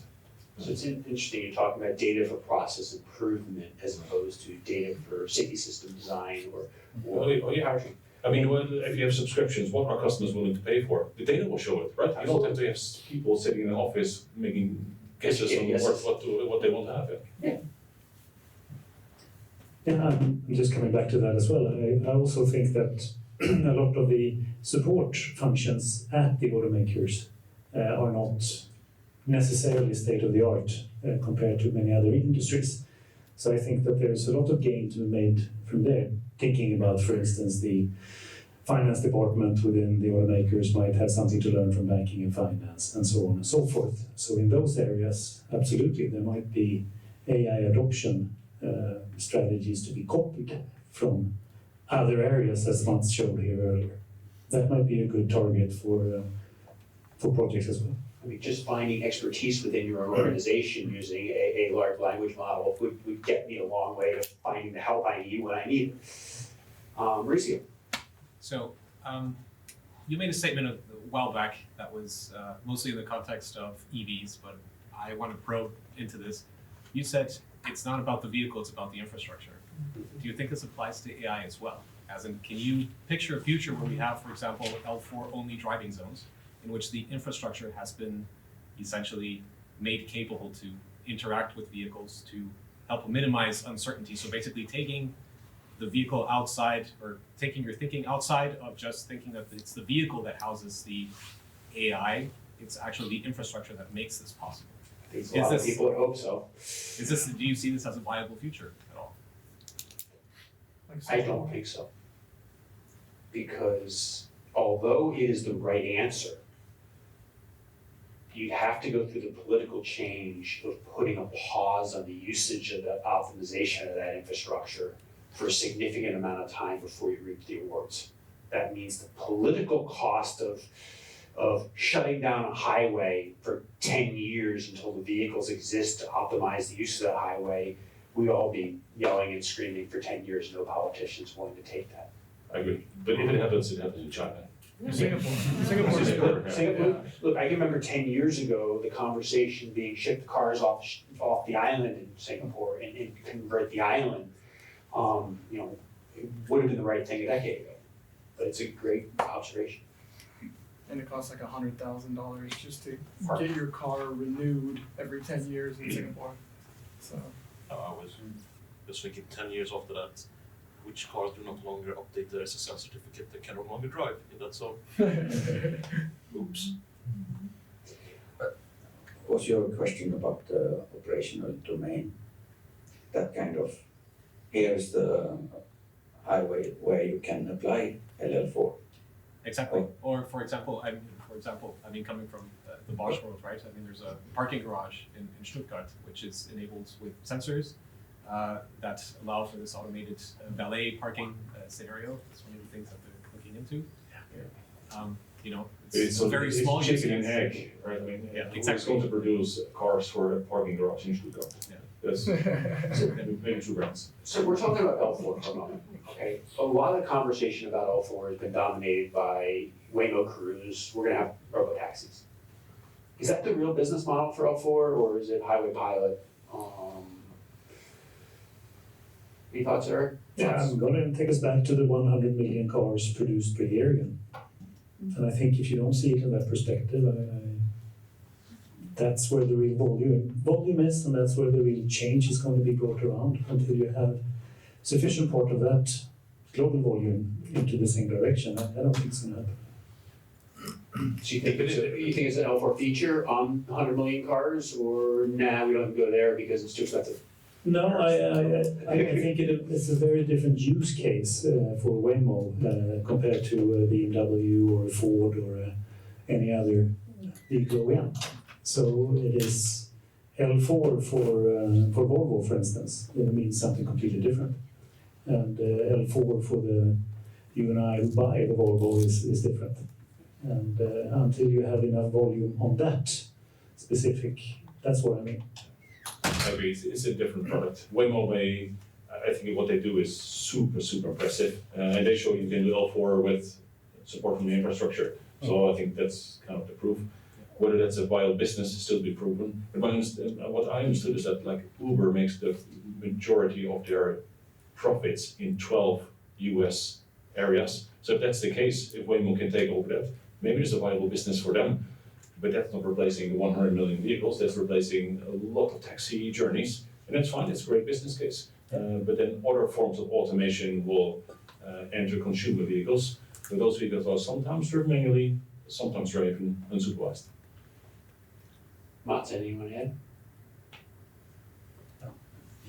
So I'll transition to close up and we'll go back to any questions here to one point. You know, next week, Tesla's got a robotaxi event. Okay. And if anybody knows what Elon's going to showcase, there's a lot of analysts in Wall Street that are begging. And he does. Is it just show and love? Is it something functional?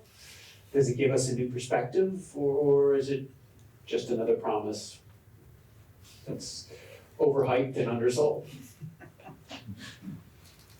You're laughing, but I mean, this is the Wall Street bet this week. Yeah. So on the tech side, I think it's no LiDAR, it's still no measurement. I think Elon is still believing in the two cameras. Okay. Does it actually function as a robotaxi in the next 5 years? Very unlikely. It's a good weather system. So when you can see the weather, and when you can see, otherwise it doesn't work. But still, I mean, I can drive a car with one eye, right? So in principle, it should be feasible to do only with cameras if you have significantly compute power. So Eric, can you drive a car as well with one eye as you do with two eyes? I don't know, I don't have the data on that. No, but in principle, you can drive a car with vision, you can drive a car with vision. And whatever we as humans have learned about the real world, we are pre-programmed and programmed to deal with that. So I think in principle, it should be possible to do what Tesla is trying with doing a camera-only system and doing L4 with that. It's just that I don't think that the computer vision or the AI algorithms are comparable with the capability of a human being. But maybe they have something new up on their sleeve, and then we will see that next week. But until then, I much more believe in the approach that Waymo is taking with multiple sensors, multiple modalities, a very serious and way of introducing this technology. So I think in that sense they're very far ahead of where Tesla is. But who knows what they pull out of their heads next week. I think we see the world a lot the same. I do think Elon's probably right 100 years from now. Yeah, but maybe not next week. Yeah, I'm curious. We have talked about a lot of different ways that AI could be used in the automotive industry going forward. And Mauricio had this 2D plot on where to find the best use cases. If we add a third axis on that, being developed solitary versus collaborative, what would be in that sweet spot where we need to collaborate throughout the industry to actually make the progress that we need? Excluding edge lab learning. But I think automotive is a super competitive industry. Cooperation between OEMs is far from trivial. So maybe even when you can gain a lot of benefits through cooperation, I think it's unlikely to happen. I think what you see is more and more a trend of vertical integration instead, where OEMs build their own stacks. I mean, Volkswagen is trying to build their own stack. I mean, Tesla has been doing their own stack. All the Chinese EV manufacturers that are moving super, super fast, they move fast because they take a lot of stuff in-house. And I mean, we are part of the Volvo Cars group. We do the same thing. We develop very much for one particular vehicle platform. And that's, I think, in the current time, the fastest way of making progress. And I think that's very valid for the unique selling points, and we're very close to the core of your brand and the user experience. But I would like to think that there are quite a few areas where we can see OEMs collaborate, where it's not where you would put the main focus and your main investment. If you can show, and I'm coming back to the old boring cost cutting and efficiency again, I wouldn't be surprised if it's in that area. I think we see collaborations across OEMs in that area because it's not threatening the competitive edge. It can be, we have seen collaborations on legal and rating for many, many years. So there are areas of OEM collaboration, and maybe a smart way is to look into those areas and see where AI can matter. And Eric, you talked a little earlier about, accidents and risk aggregation. And if anybody wants to see benefits there, collaboration is probably what's going to work the best. Now, whether you need a government involvement to bring things together because of antitrust problems is probably a piece of that. But if I think about models to build, is how do you get the data aggregation together to bring the risk data together globally? Yeah. Oh, absolutely. I mean, as I said, I think there's a lot of benefits of cooperation. It's just hard in a super competitive business. Someone's going to have to be the nexus to bring pieces together. I see people in time getting short here. Anybody? So with that, I'm going to thank Mats, Johan, Eric for your time this afternoon. Fun conversation.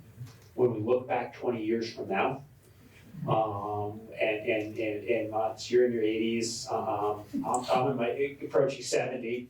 When we look back at this industry, it's going to be fun to see where we've come. But I think there's a few things that are likely. Small, robust, valid, trustworthy. Show and hype probably is not going to get us far. Hasn't gotten us far in the last 5 years. Thank you all. Thank you.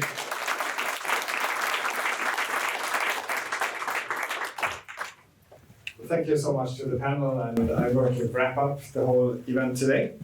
It's very interesting. I started my career in the aerospace industry.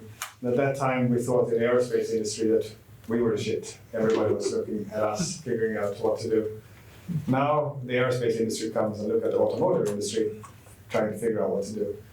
And it's clearly the most difficult, challenging problem for autonomous drive is obviously in the automotive side.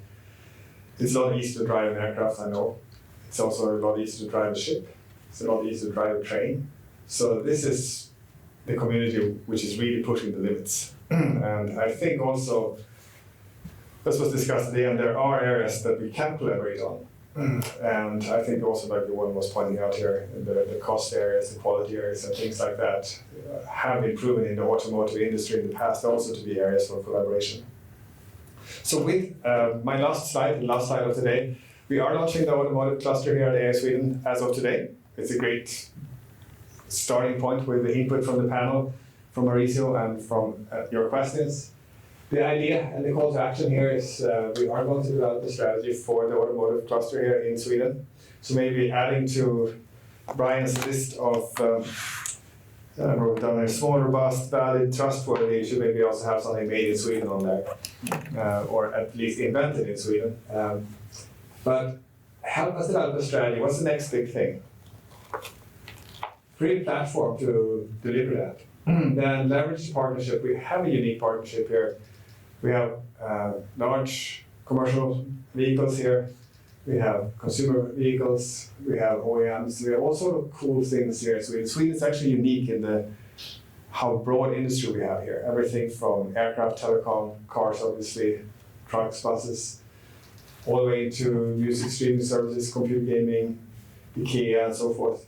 The uniqueness of our ecosystem here, what you can learn across, and as you can see, our partnership here, which is illustrated here at the bottom, gives us a super strong competitive point if we figure out how to use that to our advantage here on the automotive side. So leverage that partnership, set up projects jointly to address interesting questions, and set them up in a strategic way. Right now we have a lot of projects, as you could see before, but I think we can do more. I think we can have people join them and we can set them up smarter based on what we've learned. We can get complementary funding in Sweden. There are some great government support programs that enable us to do innovation faster. And then, and not least, scale, grow things by using our talent programs, bring in students, fresh graduates, and really move with that. You can see we already have a cluster here with Mauricio being the lead here, so please contact Mauricio to follow up now. We're going to set up all sort of activities step by step. We're forming a strategy team. We have some people on that already. We have the partners, we have talents coming already from some of your companies. We have some experts in place, and we have an agile heterogeneous infrastructure just upstairs here, and also access to a lot more than what we have here through other partners like AWS, Microsoft, Google, Dell, HP, and others. So the ambition to be a global leader and influencer in the selected areas, this is the strategy for automotive applications, and it's with your help we can do it. So with that, thank you all for coming. Looking forward to seeing you again and be in contact with Mauricio and us here at AI Sweden. Let's see what we can do. Thank you for being here.